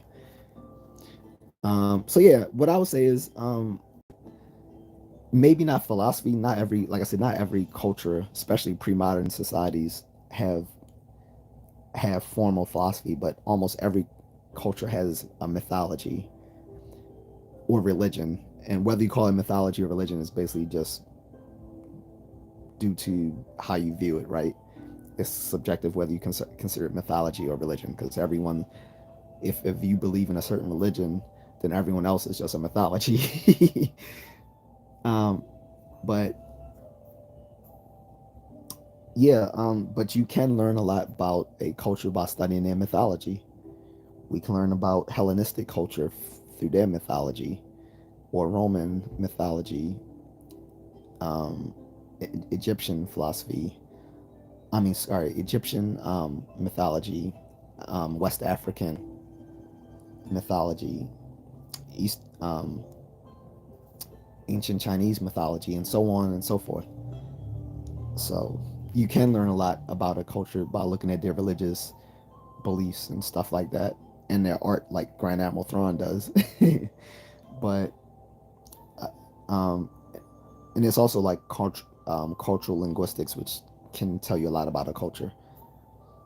But I think it would be a mistake to call what they're doing philosophy, because it kind of dumbs down the word.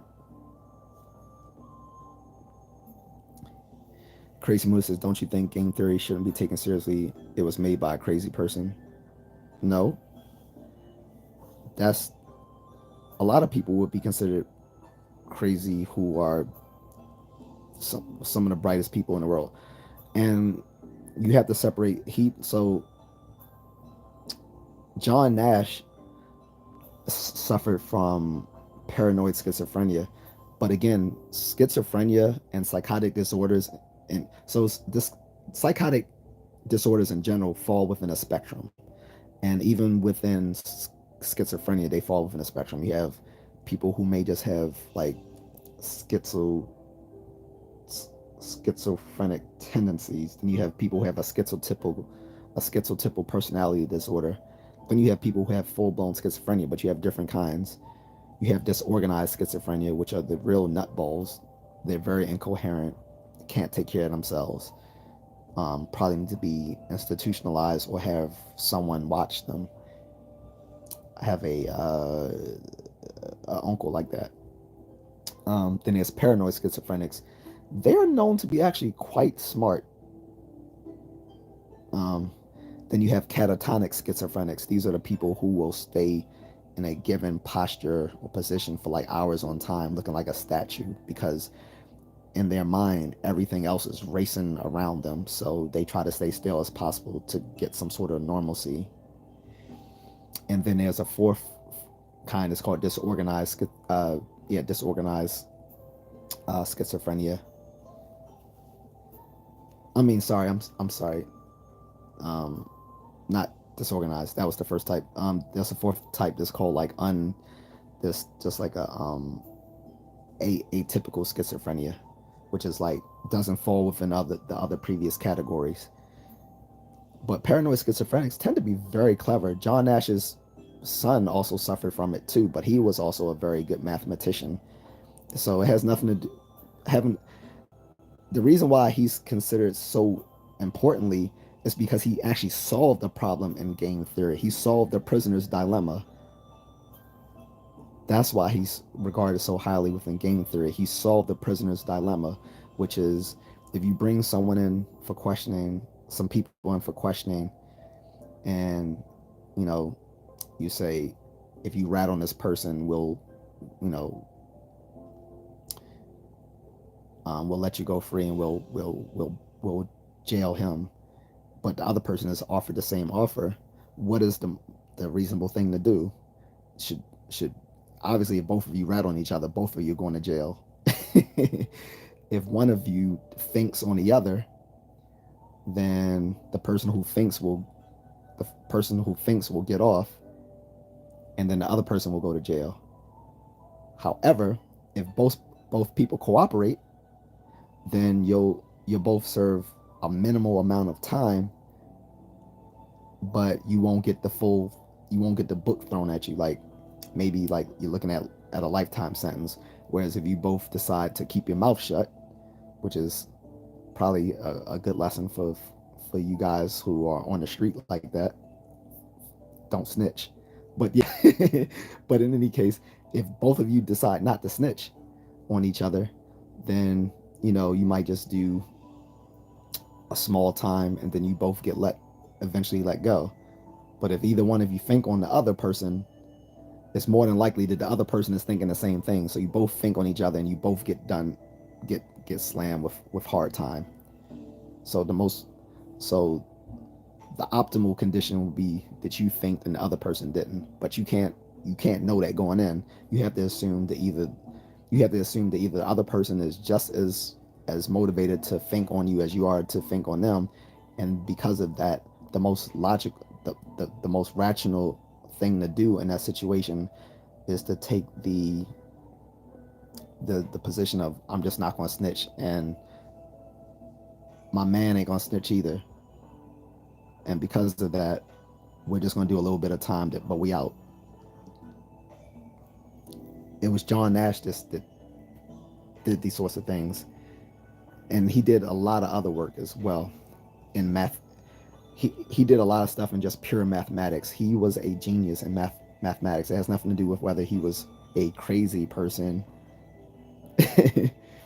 So, and actually later on in life, his his schizophrenia actually started to rescind, where he could actually live a normal life, I think, without even taking medication.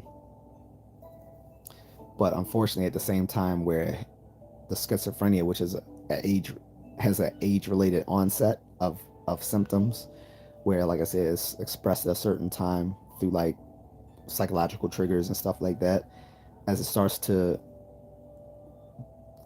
reside, like unfortunately, his son was going through the same thing, and he was also a brilliant mathematician, not as bright as his father, but within his own right, he was a brilliant mathematician, and also suffered paranoid schizophrenia.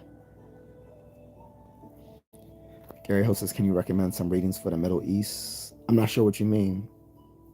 You mean philosophers from the Middle East, or history? I'm not sure what you mean. Gamer says, why do you think humans seek purpose? That's not really a topic today. We're talking about religious leaders and philosophy.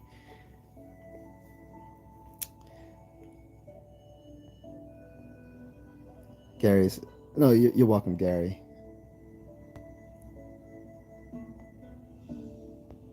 So, uh-oh, my notifications are going off, guys. If you hear that little buzz in the background, and also, like I said, you should hear the classical Chinese music in the background as well.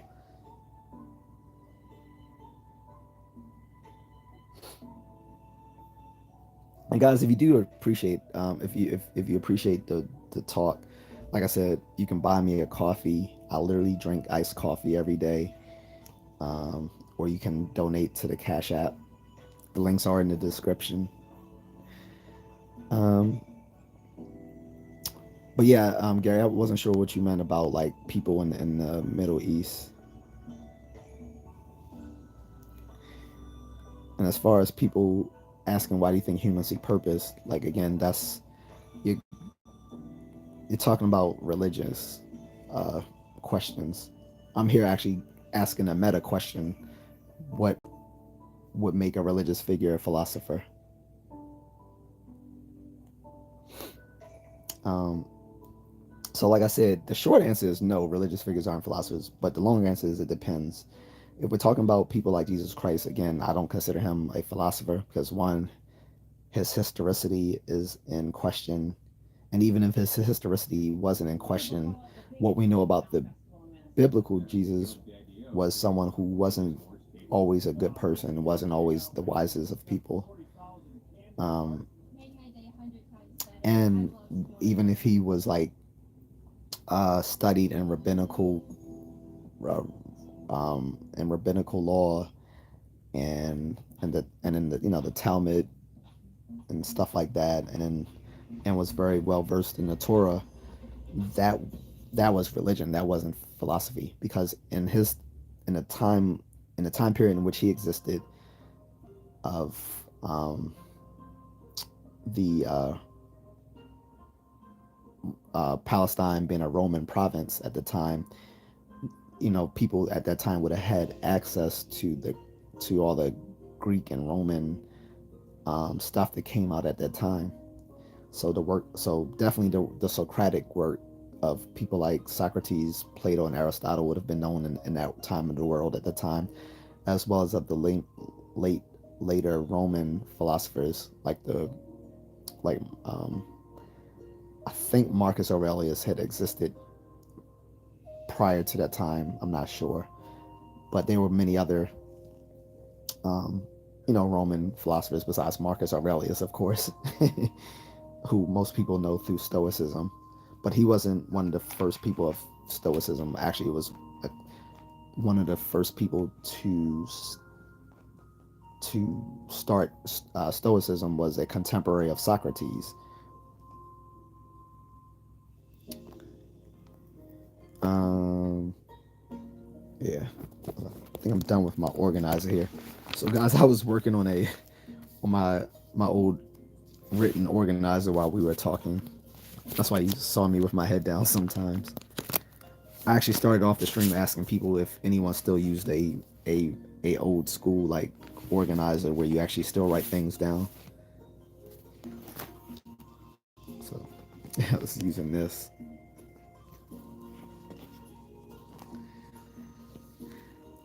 Of course, I still back up stuff to my phone as my primary organizer. But some things I still want to write down just to have as a backup.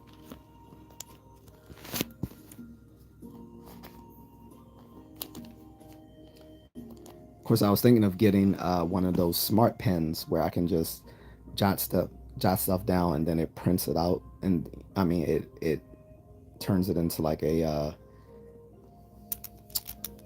into a digital notes, and then you can just print it out. So I've been thinking of getting a digital pen to do that. And this very phone comes with a stylus. It's a Galaxy Note that I'm using. And yeah, I'm sorry, I'm not an Apple guy. I'm not an iPhone guy. I love Samsung or Droid generally, because it's Droid that's connected with Star Wars.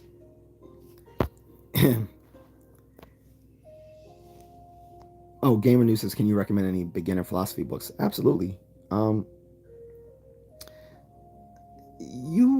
If you go to like Barnes and Nobles, you go into the philosophy section, you'll see introductory philosophy books that say intro to philosophy. Those are good intro books for noobs. And any book on on like introduction to symbolic logic is good. And any books that are an introduction to critical thinking skills would be those three things.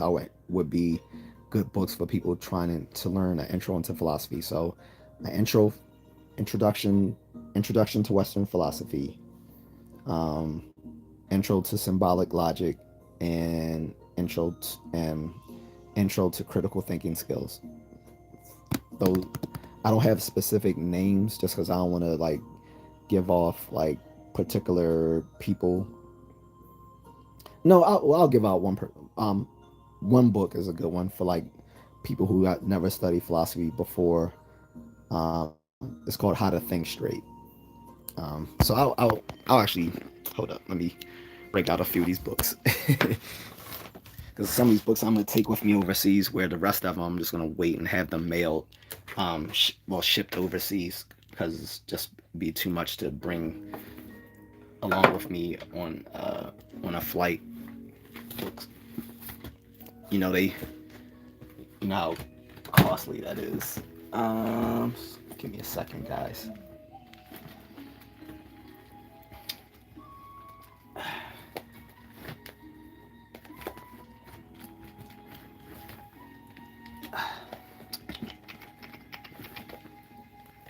Oh, here's another one, a good one I recommend. This is called The Philosopher's Toolkit, a compendium of philosophical concepts and methods. This is for this is for either a person who's never studied philosophy or someone who's just a undergraduate student. You can understand this without having a previous background in philosophy, guys. It's called The Philosopher's Toolkit, a compendium of philosophical concepts and methods by Julian Baggini and Peter S. Fossil. That's a good one.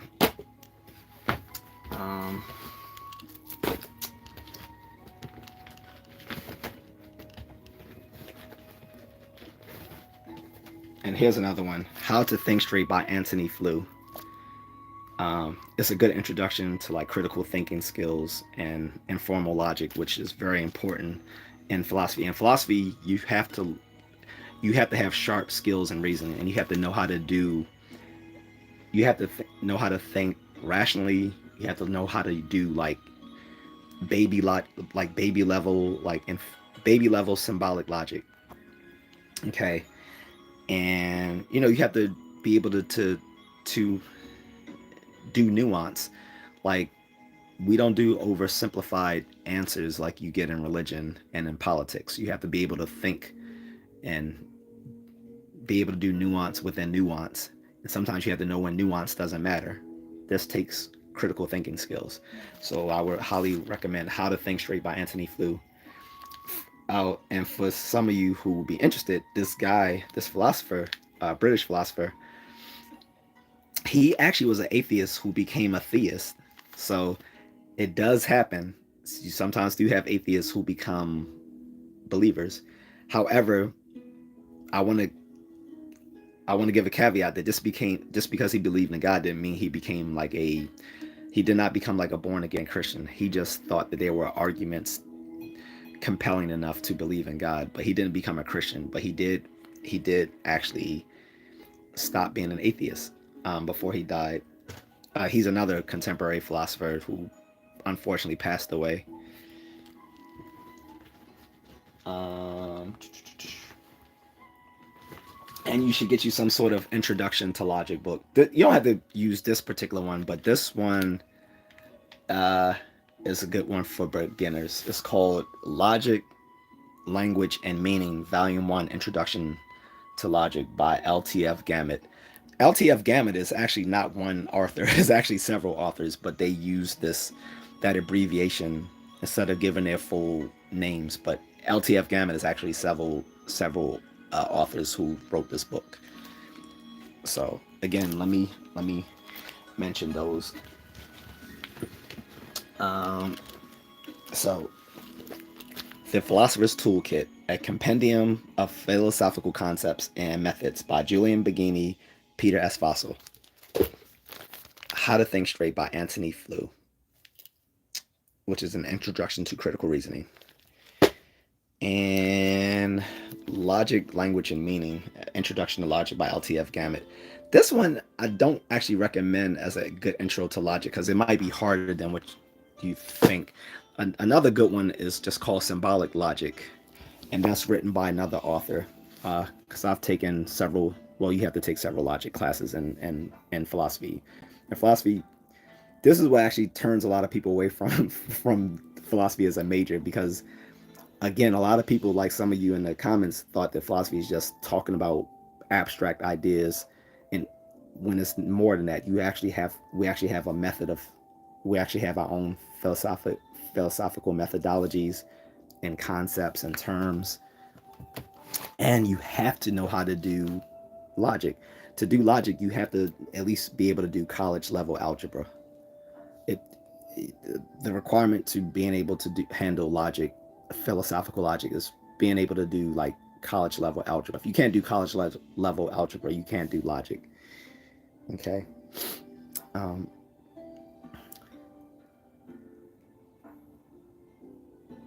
But let me find an easier textbook for you guys than the Logic, Language, and Meaning textbook, because even though I can handle it, I don't think that's good for a beginner. This is really not, because it wasn't even for freshmen. It was for like sophomores or juniors. So I'm gonna give you the first textbook that I used, which is called Understanding Symbolic Logic by Virginia Klink. I think the most up-to-date version was the 4th edition, which is the one I used at least.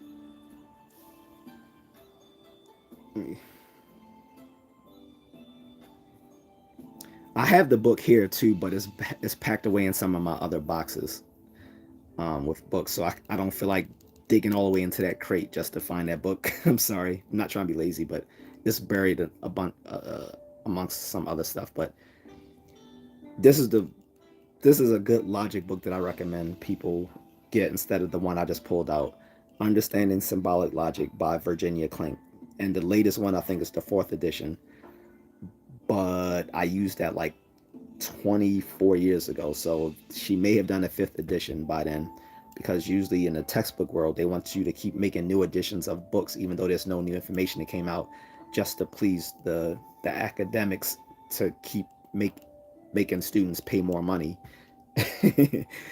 But whether you found her first, second, third, or fourth edition on eBay or Amazon, they're all the same information because logic has not changed within the last 40 years.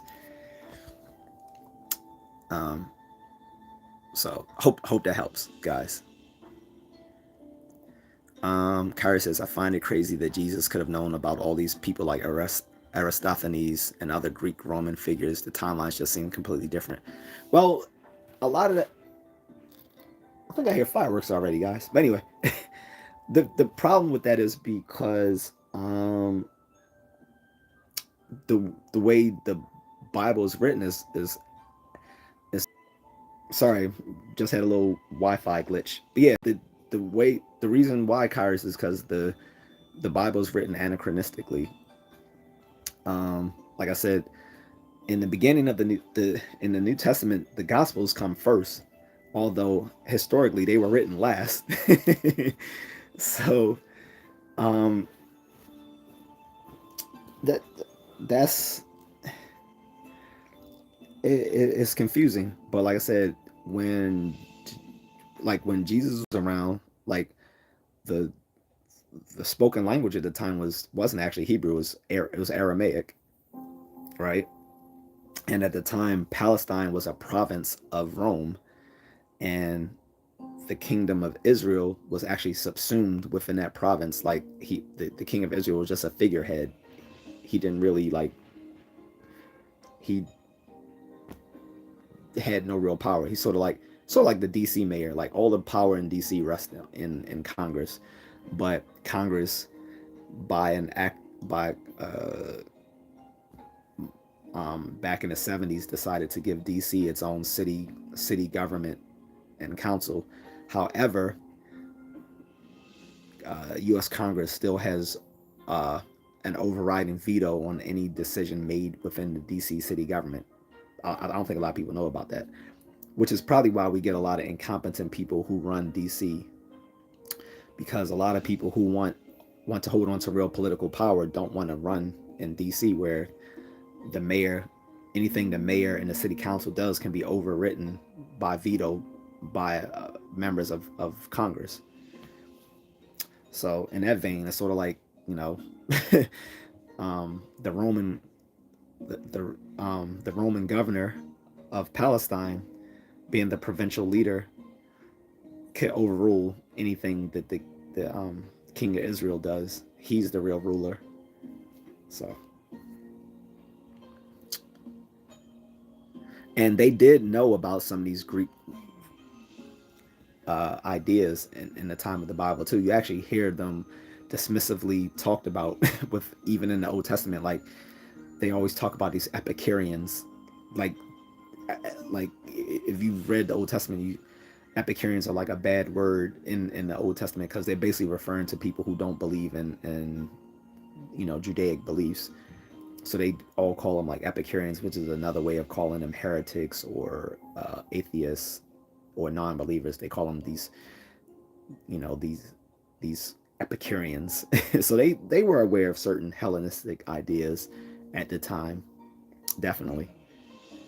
But here G says, hello brother, what's up? Zed said, what's up man, what's up? Says, what does college level algebra consist of? I'm in calculus 1 right now, but I have to graduate with at least calculus 3 for computer science degree. So but that means you're already beyond that. Like college level algebra is just that, college level algebra. Usually college level algebra is a prerequisite to going on to pre-calculus, pre-calculus and on to calculus 1, 2, and 3. Then you have like college level geometry, you have linear algebra, you have differential equations, those sorts of things. Like college level algebra is a prerequisite for all those other mathematical courses. Like you have to do college level algebra, and usually it's not even called it college level algebra. Like it might be called finite math. Like finite math is usually what you might consider college level algebra. So if you ever heard of finite math, that's college level algebra.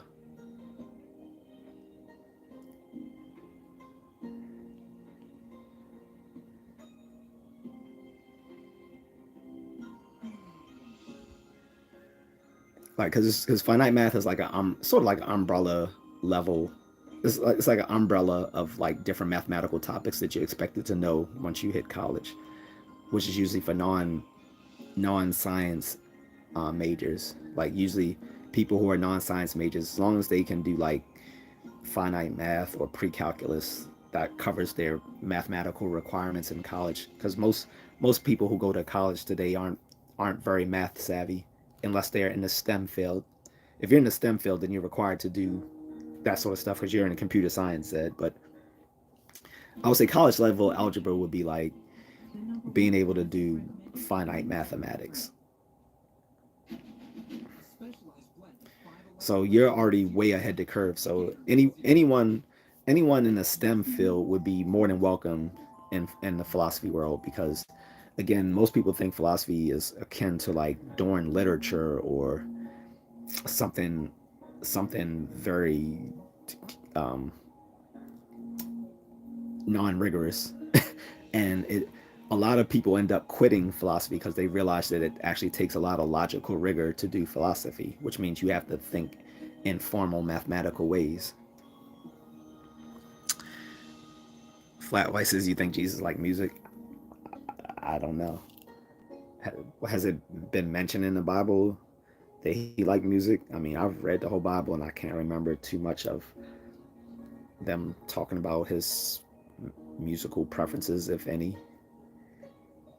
That would be a question for the for those who are steeped uh, in the divinity studies and theology. Sorry. Carter says, yeah, Pontius Pilate was like a commander of Palestine under the Tiberius, I believe. Yeah, so the the provincial governor of Palestine would have been the overseeing head, and um, in any case, like I said, I don't think many of the Western religion leaders, Western religious figures would be considered philosophers. And I don't want to just pick on Jesus.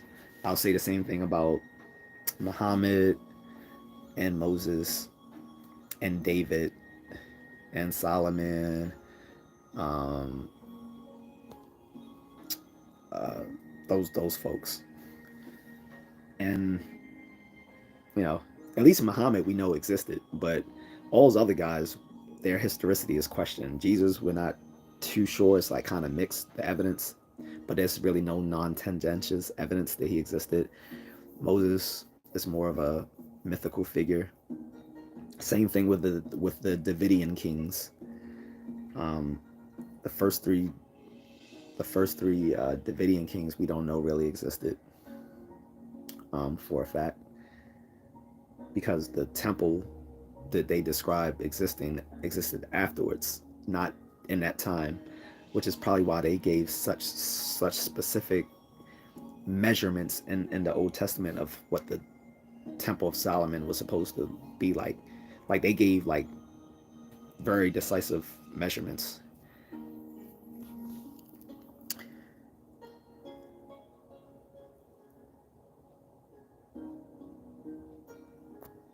All right, bitch, get off my fucking group. You're gone.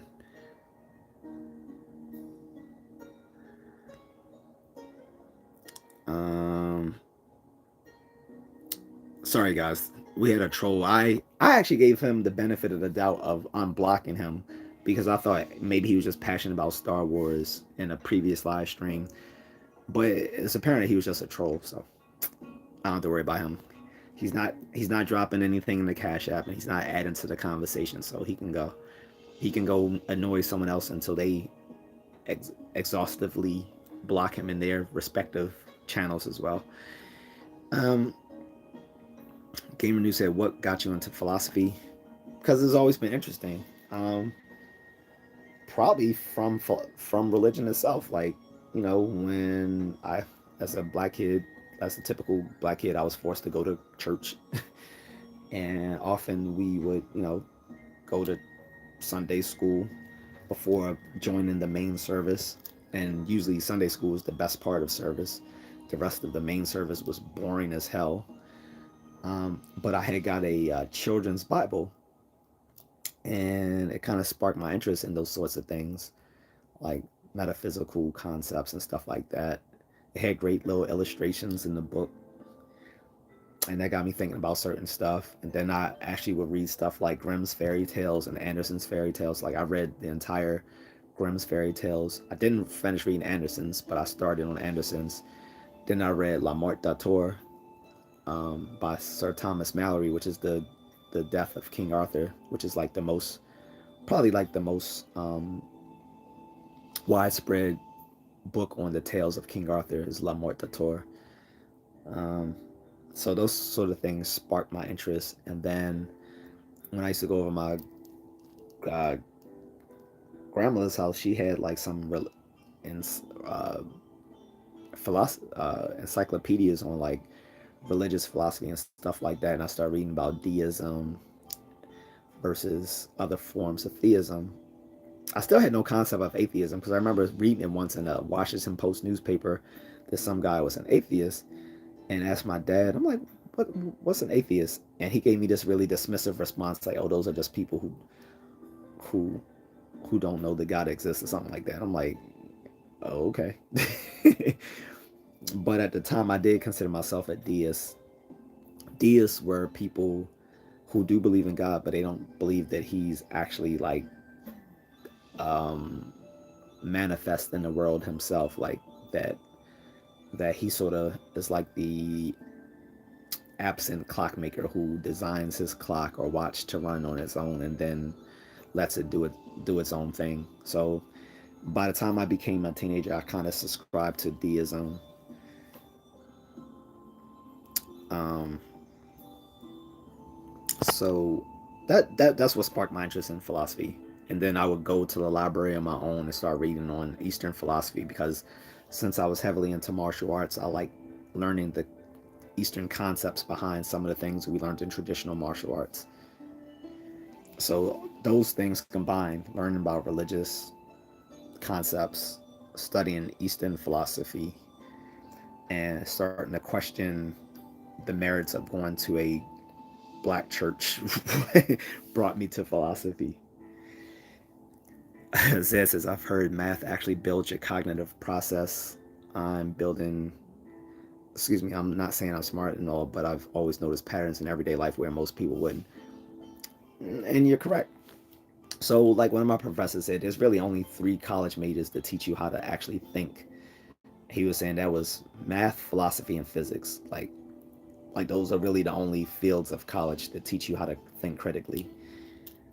And that's why you notice there's a connection between them, like a conceptual connection to them. I've taken a philosophy of physics class too, which was very interesting. Still have my textbook and my all the major articles from that coursework. Unfortunately, I didn't get to finish the entire course because that's when I was actually um, de- when I was given my orders to deploy.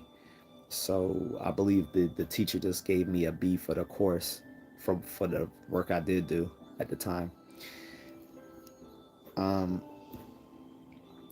but yeah, those are the 3 majors that, for me, those are the only 3 majors that are worth my money, worth putting myself through student loans to say I have a degree. Is either math, philosophy, and physics. Only did philosophy out of those 3, but also did psychology and linguistics, which fits into cognitive science. So that was intentional. But yeah, the best people in philosophy are the ones who have a strong mathematics background because you need it to be able to do a lot of the logic chopping that we do in philosophy. And again, a lot of people don't realize that coming into philosophy, they think it's just a free for all for thinking abstractly, and it's not. They've quickly realized that philosophy has a methodology that you have to be able to have have a strong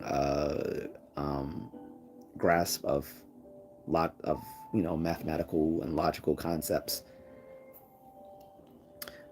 which is why like some of the work done in philosophy often gets passed down into information science and data science and AI. Kyra says, do you prefer non-fictional philosophy exclusively, or do you indulge in fictional philosophy? I don't know if that's what it's called, like through stories and metaphors. Um, I don't know.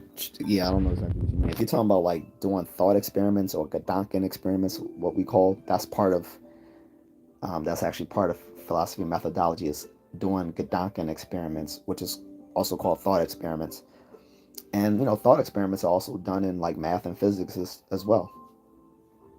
Um, it's what we call like a priori science, or a priori reasoning, which is just a fancy way of saying um, you know uh, knowing things through just without prior knowledge, by just using reason alone. Um, as far as fictional philosophy, I'm not sure if you're talking about like parables and Aesop's fables and stuff like that. No, that's not considered serious philosophy. Now, philosophers will do thought experiments that involve fictional stories.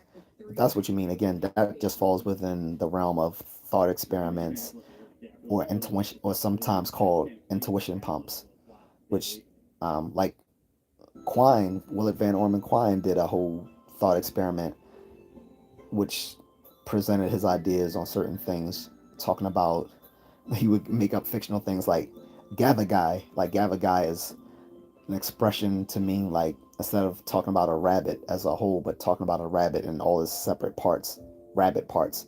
So that a pre-modern society, instead of referring to something as just a rabbit, they refer to all the parts of the rabbit in total, as Gavagai. So it's like, we can't say that when they refer to Gavagai, they're referring to a rabbit. Instead, they're referring to all the parts that make up a rabbit.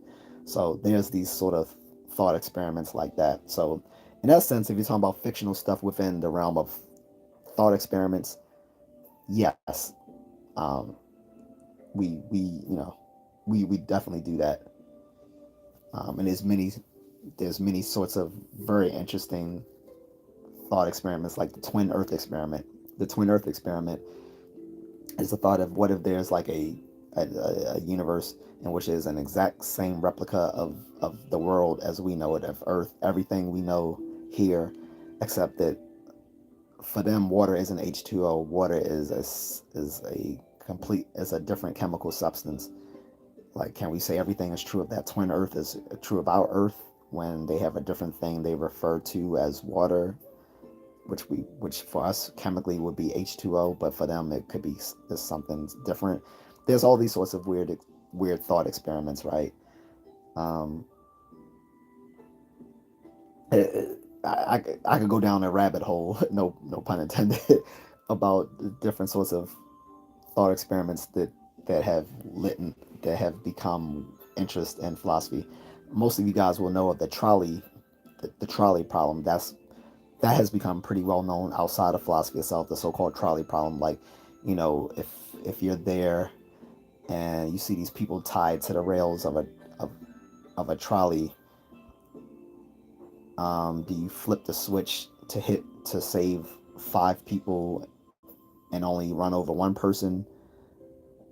And if not, why? Is it because all lives equal, or some lives more equal than others, or are you just too or you just too timid to make a decision one way or the other?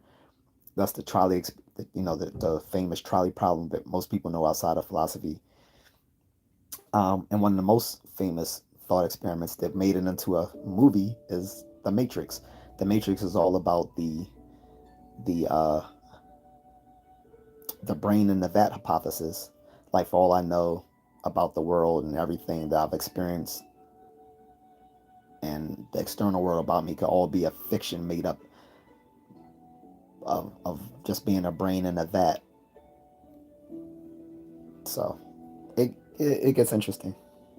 So even though a lot of people think analytic philosophy is very dry and just delves into like logic chopping, there are very interesting things that come out of philosophy, like the brain in the vat hypothesis, the twin Earth experiment, um, the GABA guy, rabbit parts talk. The the guy, the Chinese room, which is a thought on language and logic and stuff like that. Like if you put a guy in a room and you just hand them a bunch of Chinese typescript and a way of and you give them a key code to how to translate it, and then he slips it back through the door, and it keeps going back and forth. Can we say he actually knows Chinese?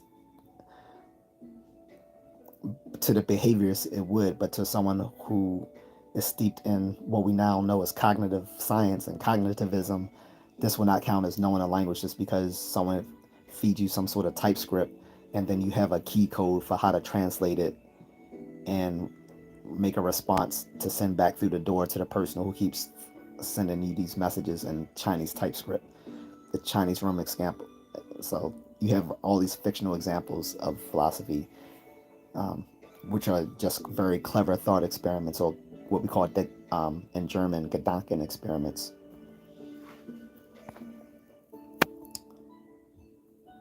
As this is, some people get a kick out of messing with others. How do you deal with someone like that? I haven't found a way yet. All I do is separate myself from them, block them.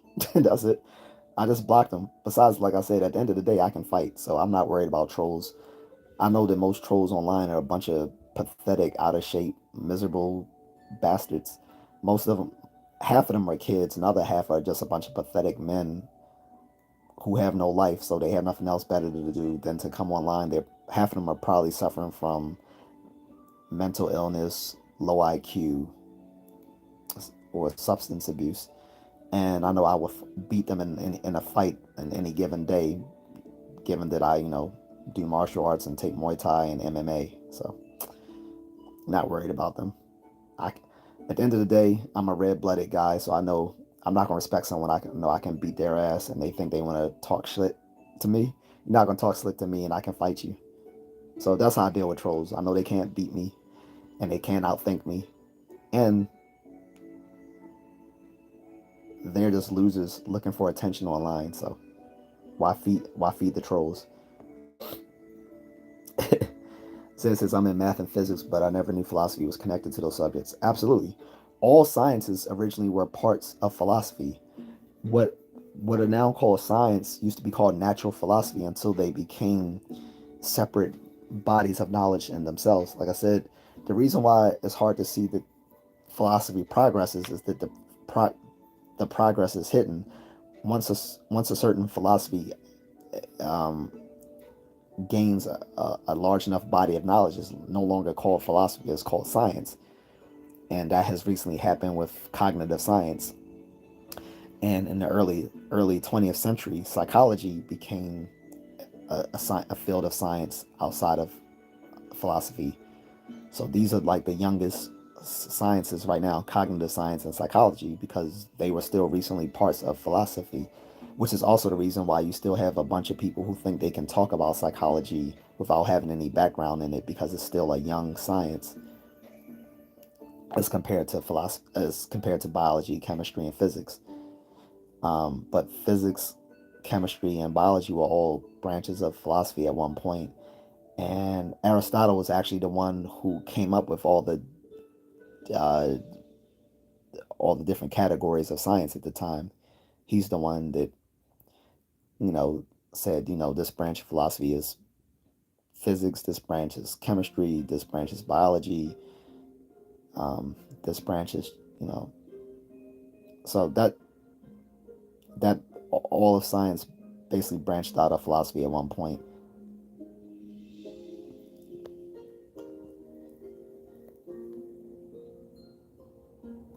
Kairos, do you think the concept of philosophy was discovered or created? What do you mean the concept of? It depends on what you mean. The concept of philosophy. If you mean in the philosophy as a practice, yeah, that was created. So yeah, if you mean in the the practice and study of philosophy and its methodology, yeah, that was created. If you mean some of the concepts themselves that are studied within philosophy, it depends. Um, a lot of people think that logic and math are are the language of nature, so they were to be discovered, not created. Um, so we discover certain aspects of nature and mathematics and stuff like that, um, depending on people's philosophy of mathematics. That's a whole field of philosophy in itself called philosophy of mathematics, and there's different views on people's view of philosophy. There's logicism, there's formalism, there's Platonism. Like by and large, most people in the philosophy of mathematics are Platonists, like myself, which is that the concept of math exists independently of the study of it. So numbers, sets, properties, propositions, like these things are things that exist independently of us studying them. However, like a hard-nosed physicalist that I am, I believe that all these things are in some sense, physical things, or can be.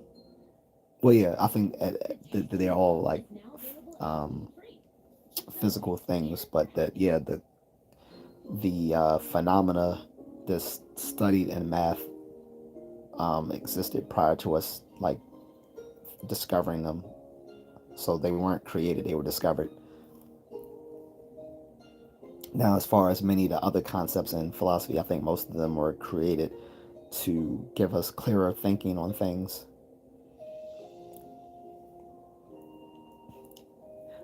Logic existed was something that was discovered outside of being created.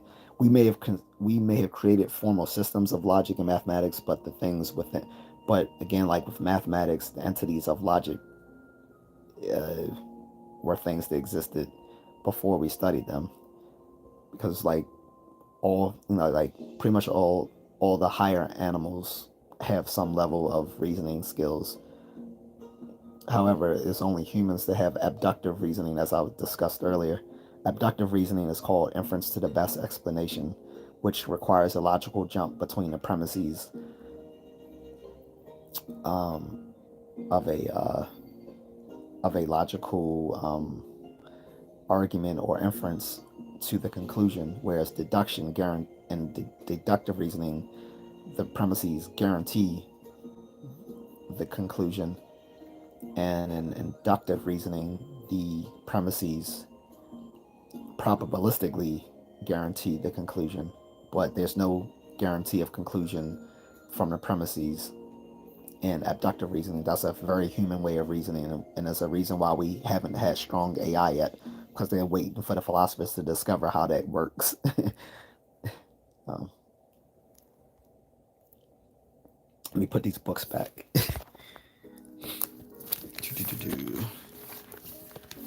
But great questions.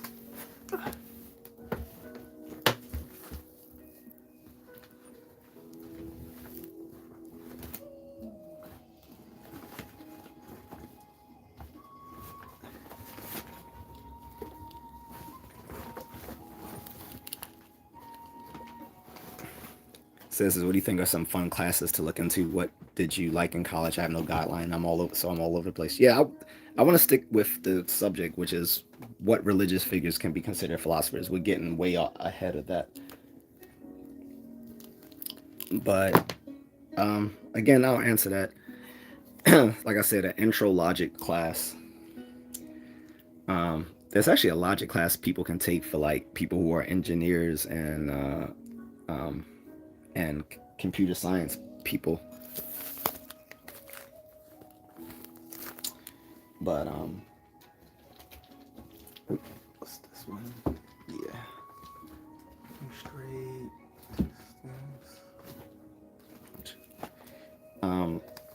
Yeah, an intro logic course, intro symbolic logic course, an intro philosophy course. Those would be two to start with.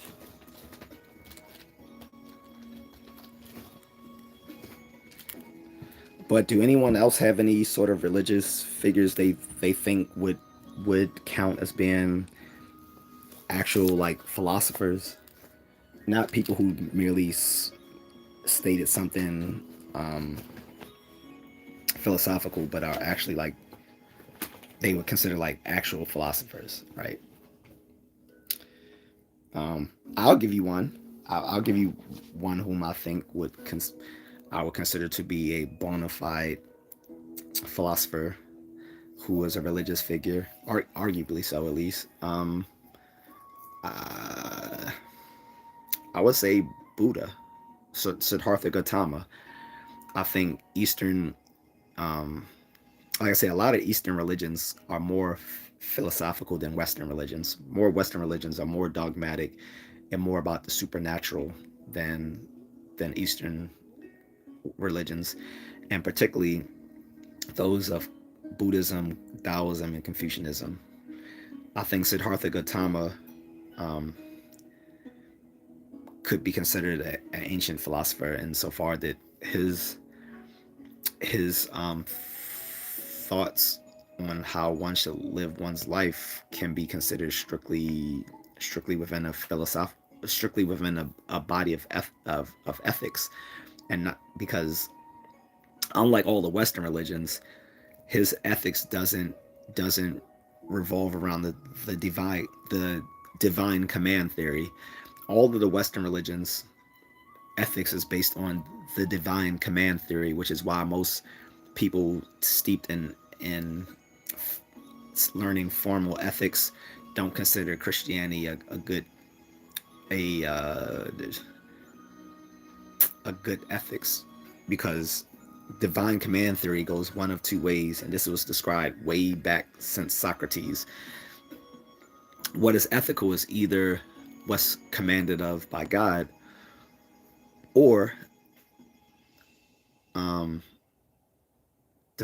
or God commands what is already what's known as being ethical. So this has been a problem stemming all the way back from Socrates on whether divine command theory is a good way to establish a system of ethics. Buddhism doesn't revolve around that, nor does Taoism, nor does Confucianism. Confucianism, I would say Confucius, assuming that he was a actual person, he could be considered an actual philosopher, because Confucianism does not really revolve around supernatural stuff, and is usually taught to young people in parts of East Asia, particularly like China, South Korea, as being a way to teach young people how to live, in accordance with society. And they're expected to read some of the Confucian classics. Sorry, I'm just putting these books away, guys.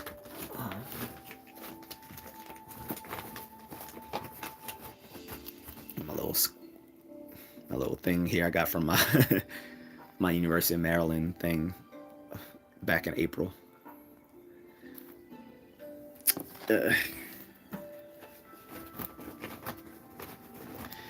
But yeah, so now I would say when it comes to Taoism, I would consider Lao Tzu a philosopher as well, but he falls under the same problem that Jesus and Moses falls under, which is that his historical existence is under question. There's a lot of people who don't think that Lao Tzu actually existed. They think that it was actually his disciple that created the religion Taoism, Cheng Tzu. But but I think people are pretty confident that Confucius existed and Siddhartha Gautama existed.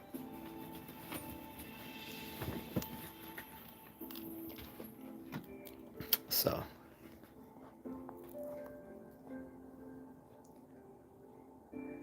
says sorry for the deterring questions. You helped me a lot, man. There aren't many people like you who are willing to interact with comments. Thanks. That's what I'm here. That's what the vertical live streams are really for. I think vertical live streams are more of an intimate live stream than your super chats and stuff like that. I will be doing super chats once I'm monetized. But the vertical live streams are just a way to directly connect with people. So um, I don't mind that at all. Hold up.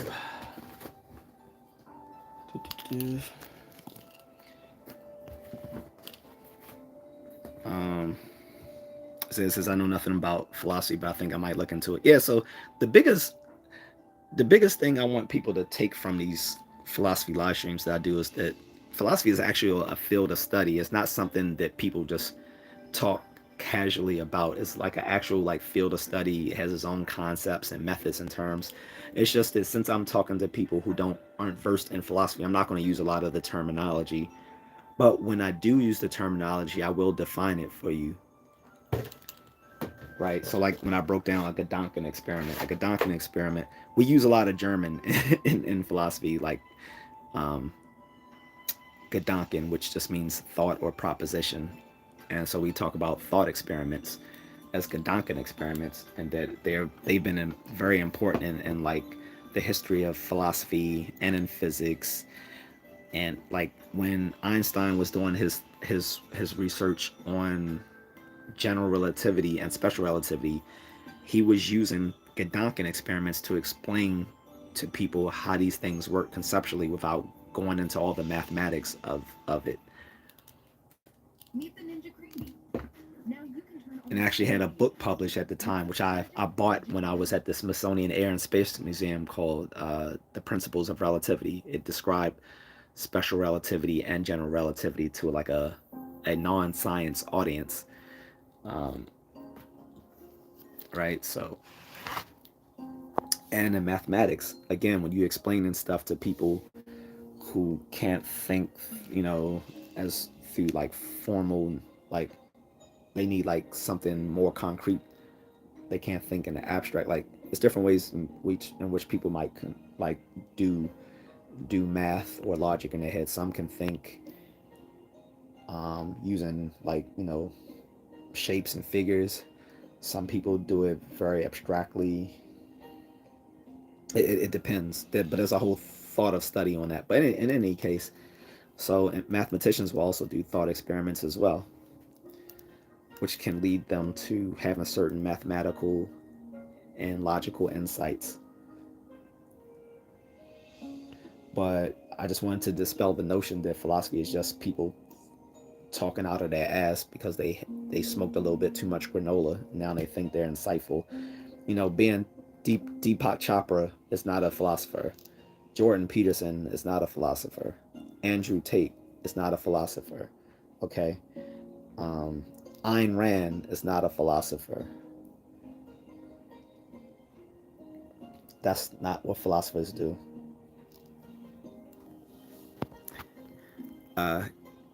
Gary says this is the most interesting person alive right now. Thank you. I appreciate it. I don't think I am, but I appreciate it. Kyrie says, yeah, I feel like if we go by the traditional outlook of what is a philosopher, then Buddha would be the most fitting. Yeah, so like I said, if we're talking about a religious figure who can be actually considered a philosopher, I think Buddha qualifies. I think Confucius qualifies, because they're giving you a way of thinking about things abstractly that doesn't necessitate supernatural explanations. Once you have to like kind of bring in supernatural explanations of things, then I don't think we're doing philosophy anymore. I think we're doing religion or mythology. And that's where I said I think almost all Western religions fail in that vein, that almost all of them are not, none of those people are philosophers. But I did make the exception to say some of the medieval scholars, many of them are very, very good hard-nosed philosophers. People like Thomas Quine and Aquinas, because the thing of the matter was, in medieval Europe, the only people who were still being educated were the clergy and the noblemen, and sometimes wealthy merchants. Like those are the only ones who could afford to educate themselves or their children through formal education. And most of those universities and higher learning resided in the Roman Catholic Church in the time of medieval Europe. So many of these priests were actual practicing philosophers. They developed scholastic logic, um, and most of them were Aristotelians to their detriment, maybe, but they carried on the tradition of Aristotelianism after the fall of Rome, which became the Dark Ages. It was the Roman Catholic Church that kept on the traditions of education since Rome fell, and more importantly, it was the Middle East. We have to give props to the Arabic scholars who basically kept a lot of Western knowledge alive during the fall of Rome. Like during the Dark Ages, there was not a lot going on, so a lot of the knowledge that was preserved in the Middle East. So if we're looking at some of these folks, then these were definite philosophers. But when I'm talking about the religious leaders, I'm talking about like the heads or the founders of these religions. When it comes to them, almost none of these Western people qualify. That doesn't mean you can't be inspired. That doesn't mean you can't be inspired by Jesus. It doesn't mean you can't be inspired by Moses. It doesn't mean you can't be inspired by Muhammad. All I'm saying is that they wouldn't count as philosophers as we know them today. But that doesn't mean they can't inspire you. That doesn't mean that they didn't give us very wise things to talk about and ways to live that can better ourselves. Need the charger again. Christy D says all life is mathematics. It's funny. So again, delving into physics, math, and philosophy. So all of these systems of thought think they're the queen of the sciences, or the handmaiden of the sciences, or whatever they want to call themselves. So there's physicists say everything is physics, and then you have the guy that says, no, mathematician enters the chat room. He's like, actually, no, everything is reducible to mathematics. And he pats himself on the back for that. Like, no, not everything is. All of physics is just reducible to mathematics. Then another guy comes in, sips his espresso, say, hold on, bucko. Philosophy here. Physics, that's cute. Math, yeah, okay. You guys in math, you've been here almost as long as us, but all of y'all are doing philosophy. So it's always this little debate about what's the most foundational systems of thought. Is it physics, math, or philosophy? I'm going to be biased and say philosophy, just because how we think about these things all stems from philosophy. And like I said, every domain of knowledge we have today came out of philosophy. It came from these Ionian thinkers back in ancient Greece, predating Socrates, who rejected Greek religion and said, let's look at a mechanistic worldview of how we can explain nature. Let's stop saying that it's Zeus and all these other people who are making these things happen. What if we looked at it by, maybe these things are controlled through, what are the tides? Does the moon have some influence on the tides? Huh? The sun, does the earth go around the sun? The sun go around the earth? These fixed stars in the sky, what are they? Are these just holes in the sky, or what are these burning balls of flame? Once they started thinking of these things in this way, instead of looking at it through supernatural means, that gave us the beginning of philosophy, the beginning of science, and the beginning of Western civilization.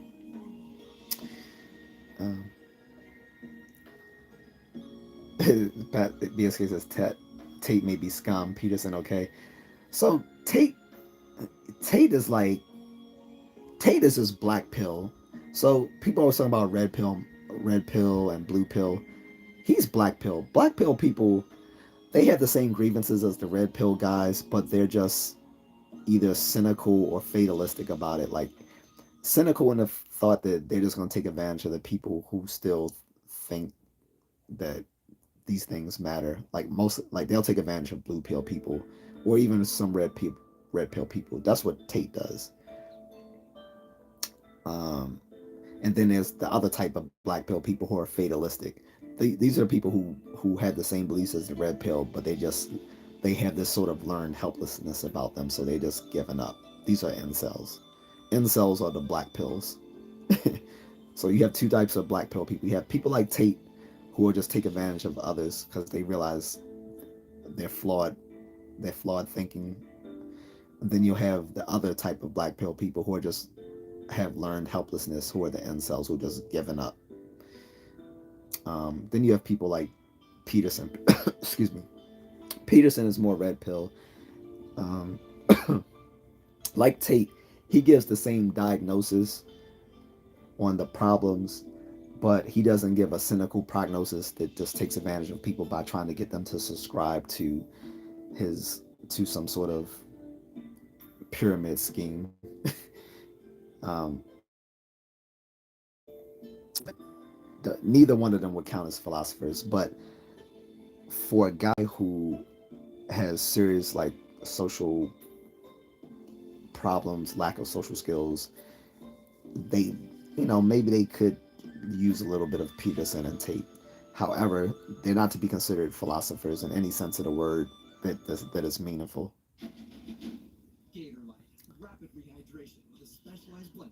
BSK says Z logic can be difficult though. Well, BSK Zed said he has a background in like computer science, and so he can definitely handle logic. He can definitely handle logic. Like I said, as long as you can do college level algebra, you can do logic. And like I said, if you ask when he asked like what counts as college level algebra, I'm talking about finite mathematics.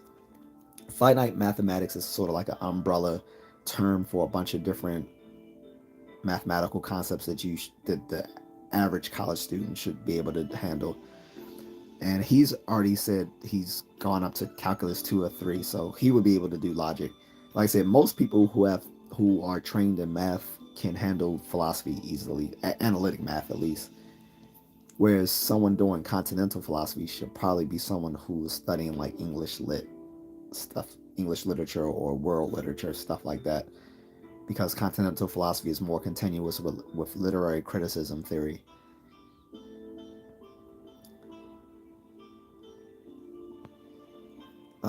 Says it's keeping a stereotype alive by saying everything is from philosophy. I need to learn more before I come to a conclusion.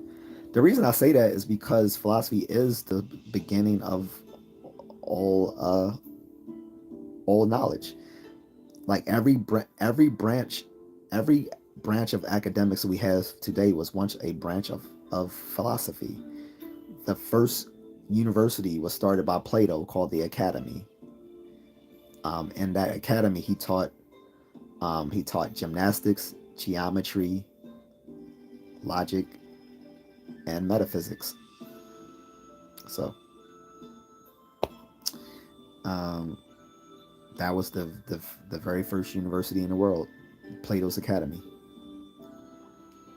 And like I said, every time a philosophy reaches a critical body of knowledge, it no longer is referred to as philosophy. It becomes a science in its own right. Like mathematics was a part of philosophy. Logic still is a part. Logic now is still both a part of philosophy and a part of logic, because the founder of modern logic, Gottlob Frege, was a mathematician, logician, philosopher who founded modern logic by taking mathematical notation and being able to do logic using mathematical notation. That is symbolic logic. Um, and like I said, it's done. There's a little bit of a different emphasis between philosophical logic and mathematical logic, being that in philosophical logic, they're still using mathematical logic, but the concepts being handled are strictly within the realm of philosophy, whereas in pure mathematical logic, you might not be doing anything that deals with philosophical concepts, but mathematical logic was invented by a philosopher, Gottlob Frege, and that was because he had a he he started a he well, he didn't invent, he furthered a concept started by Plato, which was the idea it's called logicism. The logicism is the view that either all of mathematics is reducible to first order logic, or that it can all be expressed by logic, or as an extension of logic. And then most of the other founders of analytic philosophy followed in that trend as well. Bertrand Russell, and he founded the theory of what's it called, atomic logic, atomistic logic theory, which expressed like where he basically tried to say that propositions work like atoms and molecules, like a singular proposition is like an atom within like a logical proof or logical argument, and that or you can think of these propositions as sentences. So a simple sentence is an atomic sentence. A compound sentence or compound proposition is a molecular proposition or sentence, and that these form, and that you put these things together to form logical proofs and arguments and stuff like that. That was Bertrand Russell, and then his student Ludwig Wittgenstein came along and also did further the role of logicism until he broke away from Bertrand Russell's thoughts on that. But it wasn't until a more clever logician and mathematician came about, Kurt Gödel, went about and destroyed the whole program of logicism through his theory of the incompleteness theorem that showed that all of mathematics will never be completely reducible to logic, because there will always be a set within mathematics that it in itself can't be described through first order logic. So anyway, so that makes sense. The thought had to come first before a concept would be created. And we have innate concepts as well. BSK says doubtful Peterson Saidi claims to be philosophers, speaks in philosophical bent though regularly. Yeah, he delves into philosophical things, but he gets it wrong most of the time. He talks about Karl Marx and he gets Marx wrong, and I'm no fan of Karl Marx. But if you're gonna talk about someone, if you're gonna disparage someone, at least get it right. The best way to disparage someone is to actually understand exactly what they're thinking and show why that is wrong. But if you give a straw man argument of someone's thoughts, then you don't really refute his ideas, because you just refuted a straw man argument of his ideas. You didn't refute his actual ideas. So that's what Peterson does. He doesn't understand how to do philosophy, and it shows in his supposed takedown of Karl Marx. Karl Marx can be easily taken down, by the way, but you should do it by actually knowing what he said, not making up things that he didn't say.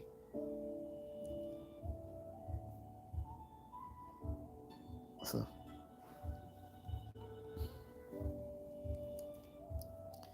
put this away.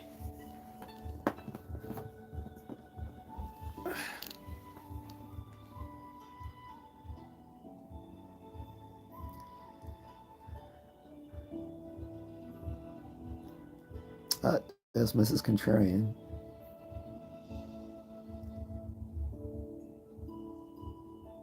Mrs. Contrarian hasn't moderated these in a while, because I usually do it at times where it conflicts with her schedule. But I like to see Mrs. Contrarian moderate some more stuff. Oh, by the way, this is tangential to the stream, but just some point of order information. So I've said several weeks ago she was releasing a video to congratulate me on my 1,000 subs, but the problem was it didn't. The audio was really messed up, and you can. I have a sample of a sneak like a sneak peek of that video that she did. Not on the congratulations for the 1,000 subs, but on her backpack. Like after she saw me do my bug out bag, she decided to do her own video on her camping backpack.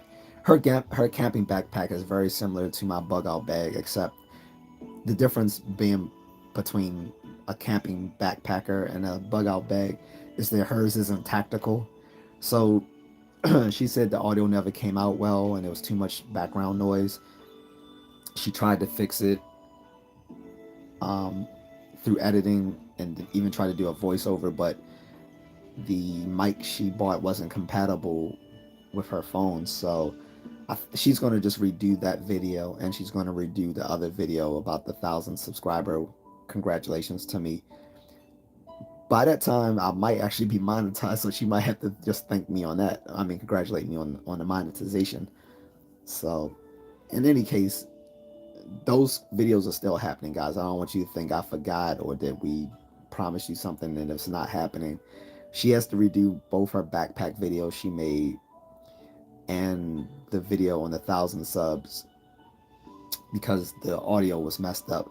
Plus, the video where she does the congratulations, she's actually going to make it a longer video because it was just a really short snippet that she did. I told her it should be at least 5 minutes. So it was a very short clip that she did because she's shy. But those are coming. So just wanted to put that out there for you guys that Mrs. Contrarian still got some videos coming for us.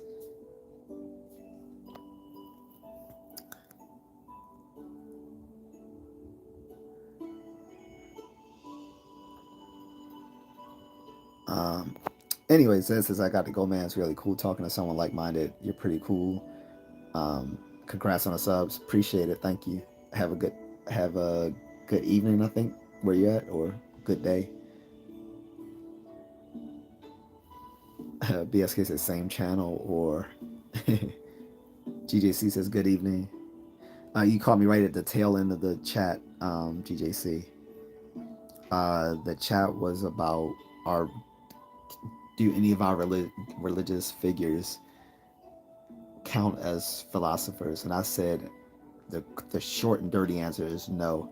The long answer is it depends. I said most of the Western religious figures, the founders of those Western religions, don't count as philosophers because what they were doing was giving us supernatural explanations to either explain life or to justify certain ethical principles that they held. However, some of their disciples, some of the priests and scholars did count as philosophers. There were Muslim scholars who were philosophers in the Middle East who kept alive Aristotelian thoughts, and there were Catholic priests in the Middle Ages who also were philosophers who did work in scholastic philosophy at the time, like Aquinas and Augustine. On the eastern side of the world, a lot of those religious figures were definitely philosophers, people like Buddha and Confucius, because they gave us ways to live and explanations of why things happen without always leaning towards a supernatural explanation. A supernatural explanation to do so, right? And then I said, to be fair on both ends, anyone whose actual historical existence is in question, I won't consider an actual philosopher, because at the bare minimum, they had to actually exist to be considered a philosopher. That should be like just a very mandatory, necessary condition. So a lot of the figures from both the East and the West may not count Lao Tzu, the founder of Taoism, probably didn't exist. On the West, we don't know whether Jesus existed, Moses existed, the Davidian kings existed, and there's plenty of others in between. Thanks, J.A.C. I appreciate it. But like I said, I left it up to other people if they wanted to mention other figures who might be considered philosophers. Um, Most people didn't really mention anyone outside of those that I just mentioned, except one guy, um, the guy who calls himself Don Cheadle. He's actually a West African guy. He said it's a famous Nigerian musician who's considered the father of Afrobeats, Fela Kuti. He thought he could be considered a philosopher. So I didn't know, so I actually looked it up while we were live. And so that, he's an important Nigerian musician, and he's been important in sort of a criticism of the Nigerian government. But to me, that doesn't count as philosophy. And then Eric de Guapo was also discussing with me philosophy, and I told him the reason why some of these things aren't considered philosophy is because philosophy is its own field of study, and that's something that I think a lot of people aren't aware of, is that philosophy is its own field of study. It's not just thinking about things abstractly. I think a lot of people think philosophy just means thinking about things abstractly, and it's not. Philosophy has its own body of knowledge, its own methodology, its own terms and concepts. So although I'll let the scale slide a bit when we're talking about ancient and medieval philosophy, if we're talking about contemporary times, that they definitely don't get that. They don't get that same grace, because to do philosophy nowadays, you actually have to have a academic background in it. But when I was talking about the religious figures of the ancient world, obviously they get a huge sliding scale on that.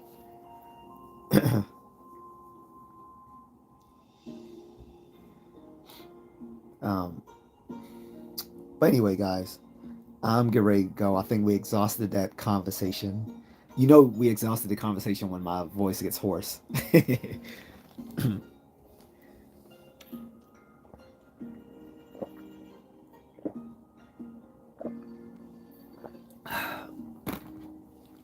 But I was wondering if anybody wants to, intercede with any other religious figures, because there are many besides Moses, Jesus, Muhammad, Buddha, Lao Tzu, and Confucius. There's plenty of religious figures. Maybe from indigenous culture, more from West African cultures, or South and Central African culture, from the Desi Indian subcontinent, um, or other things from East Asia or the Pacific Islands. So, if anyone had any other religious figures they want to mention that we can debate whether they were philosophers or not, I'm I'm definitely for it before I go.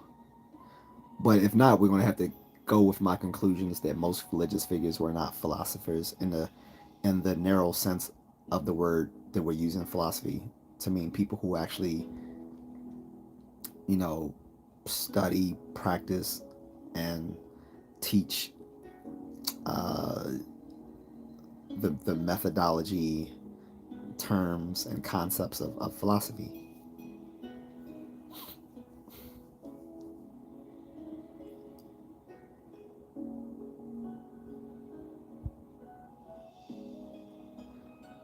Here's another one. Is a Zen Buddhist priest, Hakuin Ikaku.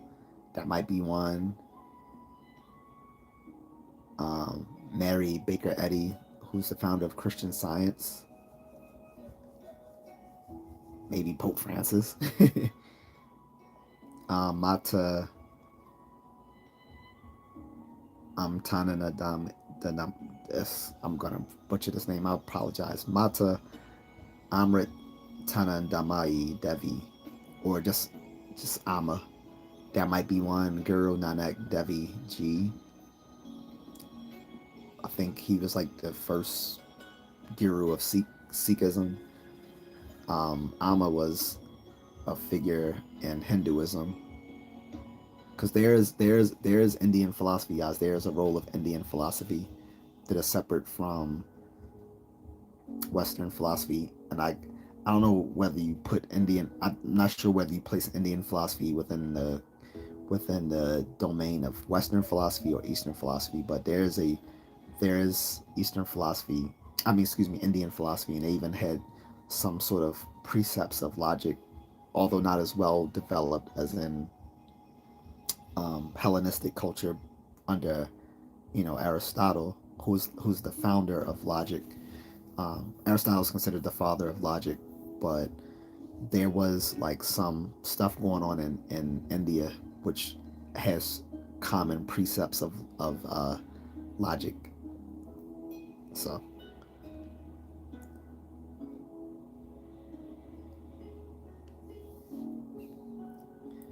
Kyra says you can definitely extract meaning and principles from a lot of religious figures, but I don't know how to classify them myself. Yeah, so we got other folks, like oops, like Joseph Smith Jr. and Brigham Young, uh, folks like that. Sun Young Moon, um,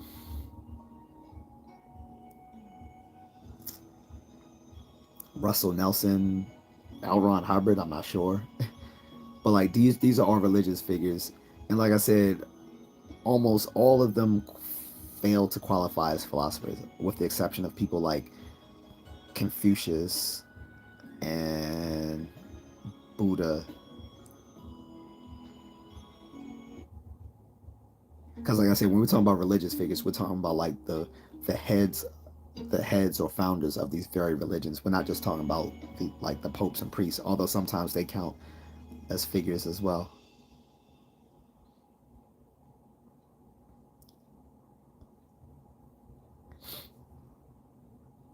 Um, and like I said, I know for a lot of Christian people, they consider Jesus a philosopher, and I would say if he did exist, he would be not a very good philosopher.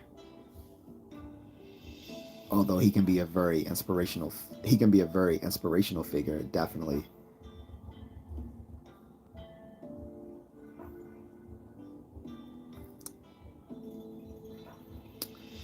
But I think that's where we'll have to leave it, guys. Unless, like I said, unless someone has come up with other religious figures they want to proffer as possible philosophers. Muhammad Ali Qureshi says Wagwan G. I don't know who that is. Is that a person? Muhammad says love from UK, brother. Respect. Thank you, Muhammad.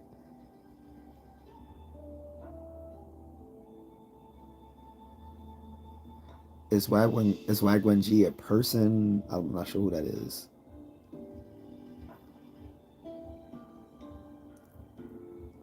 I just looked it up. That's a song. So I don't know what that means. Jason says hi. How are you doing? I'm doing well. Derek Curry says Terrence McKenna. Terrence.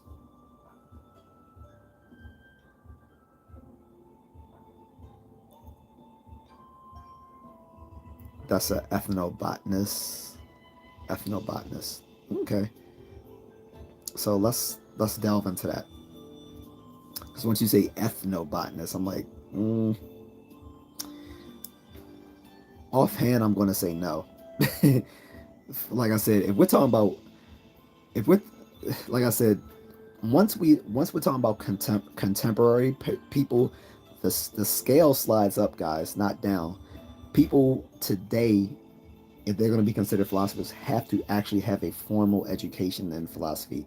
That's not the case for people in ancient history and medieval history. But if we're talking about in if we're talking about in the contemporary period right now, you are not a philosopher whatsoever unless you have a formal background in it. And I mean a formal background. I mean you have to actually have a doctorate in it.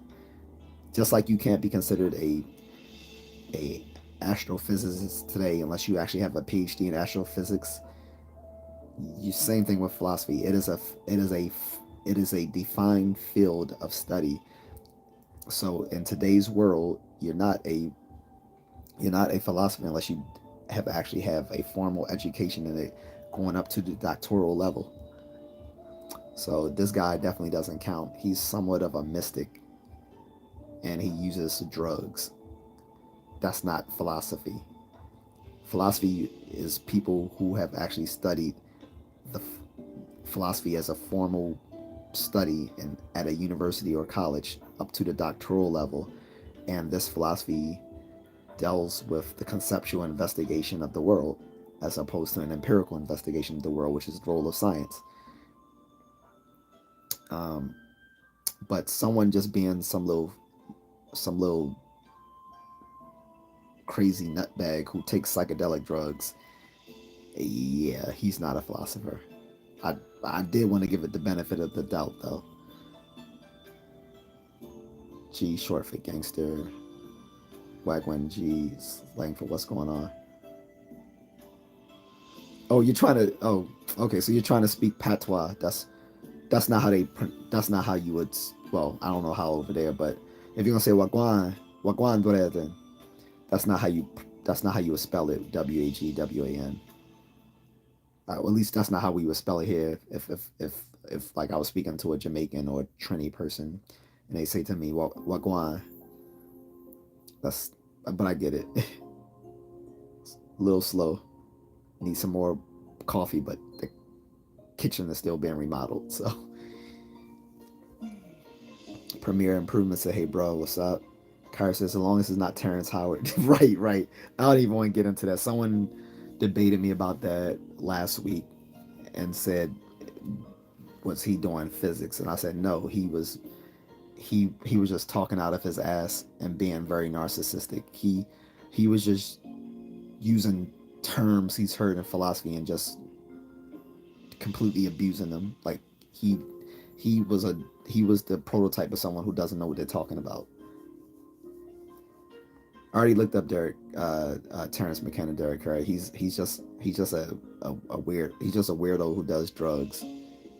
That doesn't make you a philosopher. To be a philosopher today, you must actually have studied philosophy itself. It is a it is a field of study in which you get a degree at school. If you don't get a degree in philosophy, you are not a philosopher in any sense of the word.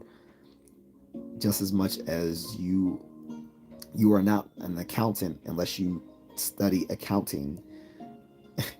um, I don't know why people don't get that. Um, Philosophy is not, like I said, people keep using the word philosophy loosely, and I don't use that term. I'm very pedantic. Anytime I use a academic word, I'm using it in a narrow sense, not in a very wide, useless sense of the word. Philosophy is not just thinking abstractly. Philosophy is a system of study, and especially when we're talking about specifically Western analytic philosophy, we're talking about knowing how to do conceptual and linguistic analysis, um, doing logic, and having an appreciation of the empirical sciences. Kyra says, "Yeah, I feel like Terrence Howard's definitely narcissistic, even the way he talks. Like I heard him talking about sending the essay to Neil deGrasse Tyson. He said it was only 36 pages. 36 pages of nonsense." And Neil deGrasse Tyson actually did address him on his podcast. I think Neil deGrasse Tyson's era was even taking that guy seriously. I would fail to I would just not take someone seriously who has no background in what he's talking about.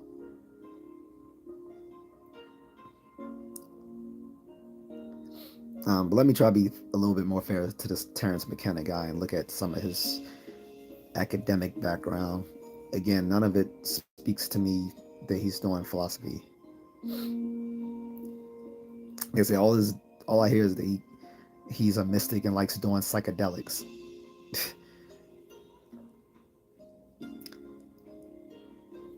But being that most philosophers are hard-nosed philosophers, that wouldn't fly.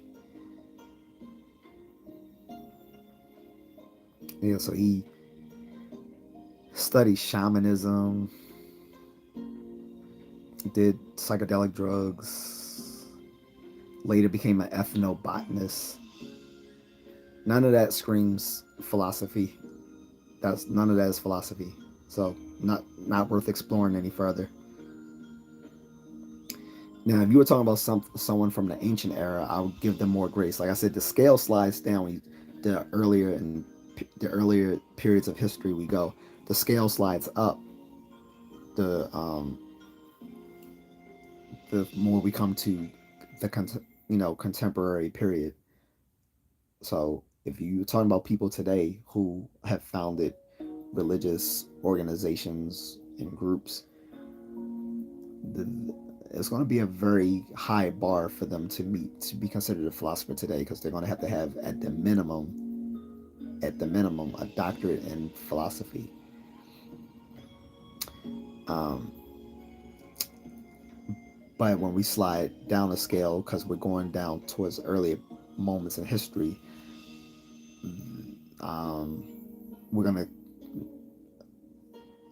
expect that they have some body of knowledge within philosophy. And then in the ancient world, the only like the only consideration would be that they actually can think about things abstractly without appealing to supernatural explanations. That's the bare minimum for the ancient world, is that they can think about things abstractly without without appeal to the supernatural, because that is literally where philosophy began, was with these Ionian thinkers who rejected supernatural explanations of the world, and instead um, tried to identify um, natural processes with mechanistic explanations of the world. That's where philosophy begins and religion ends. DJ says, "Gotta go. I'm on a subway heading home from a work event, and the subway's now out of order. I'm in a dodgy part of town surrounded by drug addicts. Have a good night." Oh, yeah, yeah. I always use situational awareness. Like I said in my live stream on self defense and martial arts, um, a good way to practice just good self defense daily is to is put down this put down the cell phone and actually be mindful of your surroundings. That's situational awareness, and that might keep you from being a potential mark, especially around a bunch of sketchy people. So yeah, go ahead and do that, GJC. I'm about to end this anyway. I keep saying that, but I've extended it. But yeah, be safe. Um, but yeah, unless you guys got some other people that you want to proffer up as philosophy people, again, I wanted to give the criterion. So if we're talking about in today's time, at the minimum, you need a PhD in philosophy to be considered a philosopher. If that person does not have a academic degree in philosophy, they are not a philosopher by any stretch of the word to going by today, because it is a professional body of academics today. Um, and a lot of people was confused on that notion earlier, because they thought when I said there's someone a philosopher, they just thought I was referring to people who can think abstractly. That's not philosophy. Um, Now, like I said, if we can slide the scale if we go down to ancient history or even medieval history. Whereas if we go into like the modern era, which is like around the 1600s, and then before then to the medieval era, we'll just say someone who did philosophy had to have a background in academic philosophy, right? But if we go all the way down to the ancient world, this was the beginning of philosophical concepts that we know now. So we can't expect people to have a deep background in something that was literally invented in those times. So the only criterion in that time was just to say that they could think abstractly in a way that that didn't appeal to supernatural explanations. Like they could think of they could think in ways that can be more mechanistic or physical as opposed to supernatural. Um, and I think we've already exhausted that, but I'll give it a few minutes in case someone's has some other ideas on that.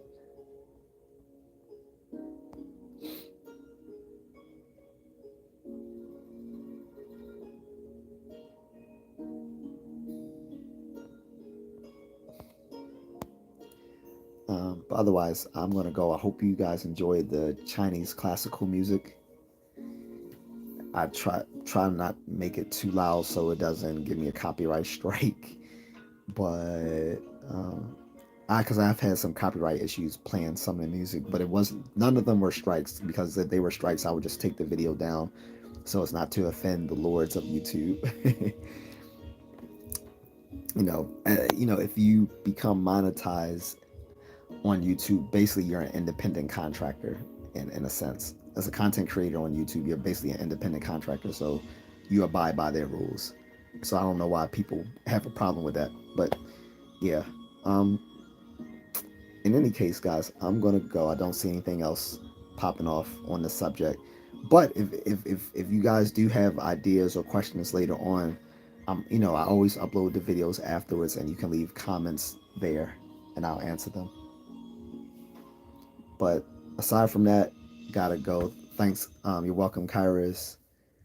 Hope this was good. Like I said, I'm gonna keep talking about philosophy in future live streams, but like I did today, it'll be like a specific thing within philosophy. It won't just be philosophy as a overall, because I think that's way too overwhelming for most people to talk about. So we'll just talk about narrow topics within philosophy. So today's topic was what religious figures can be considered philosophers, and we the short answer was they aren't. The long answer was it depended on certain qualifications. All right, so thanks guys for contributing, and if you guys want to help, definitely please like the video, subscribe to the channel. You can hit the notifications so you know when I'm uploading another video, and you can share it with others so I can spread the word and get the algorithm to get me more good viewers like yourself. And if you feel, and if you have some discretionary income burning a hole in your pocket, instead of going to Five Guys, if you want to drop me $2 in the Cash App, or a few dollars to buy me a coffee, I appreciate it. I literally drink iced coffee every day. Iced coffee to me is like I don't know, like Kool-Aid or hot chocolate for a kid. I love it. So I'll always drink iced coffee, or you can contribute to the Cash App. Helps me buy Mrs. Contrarian new things or buy me fruit snacks. So with that said, thanks guys. We'll have another topic tomorrow. Not the same bat time, but at least same bat channel.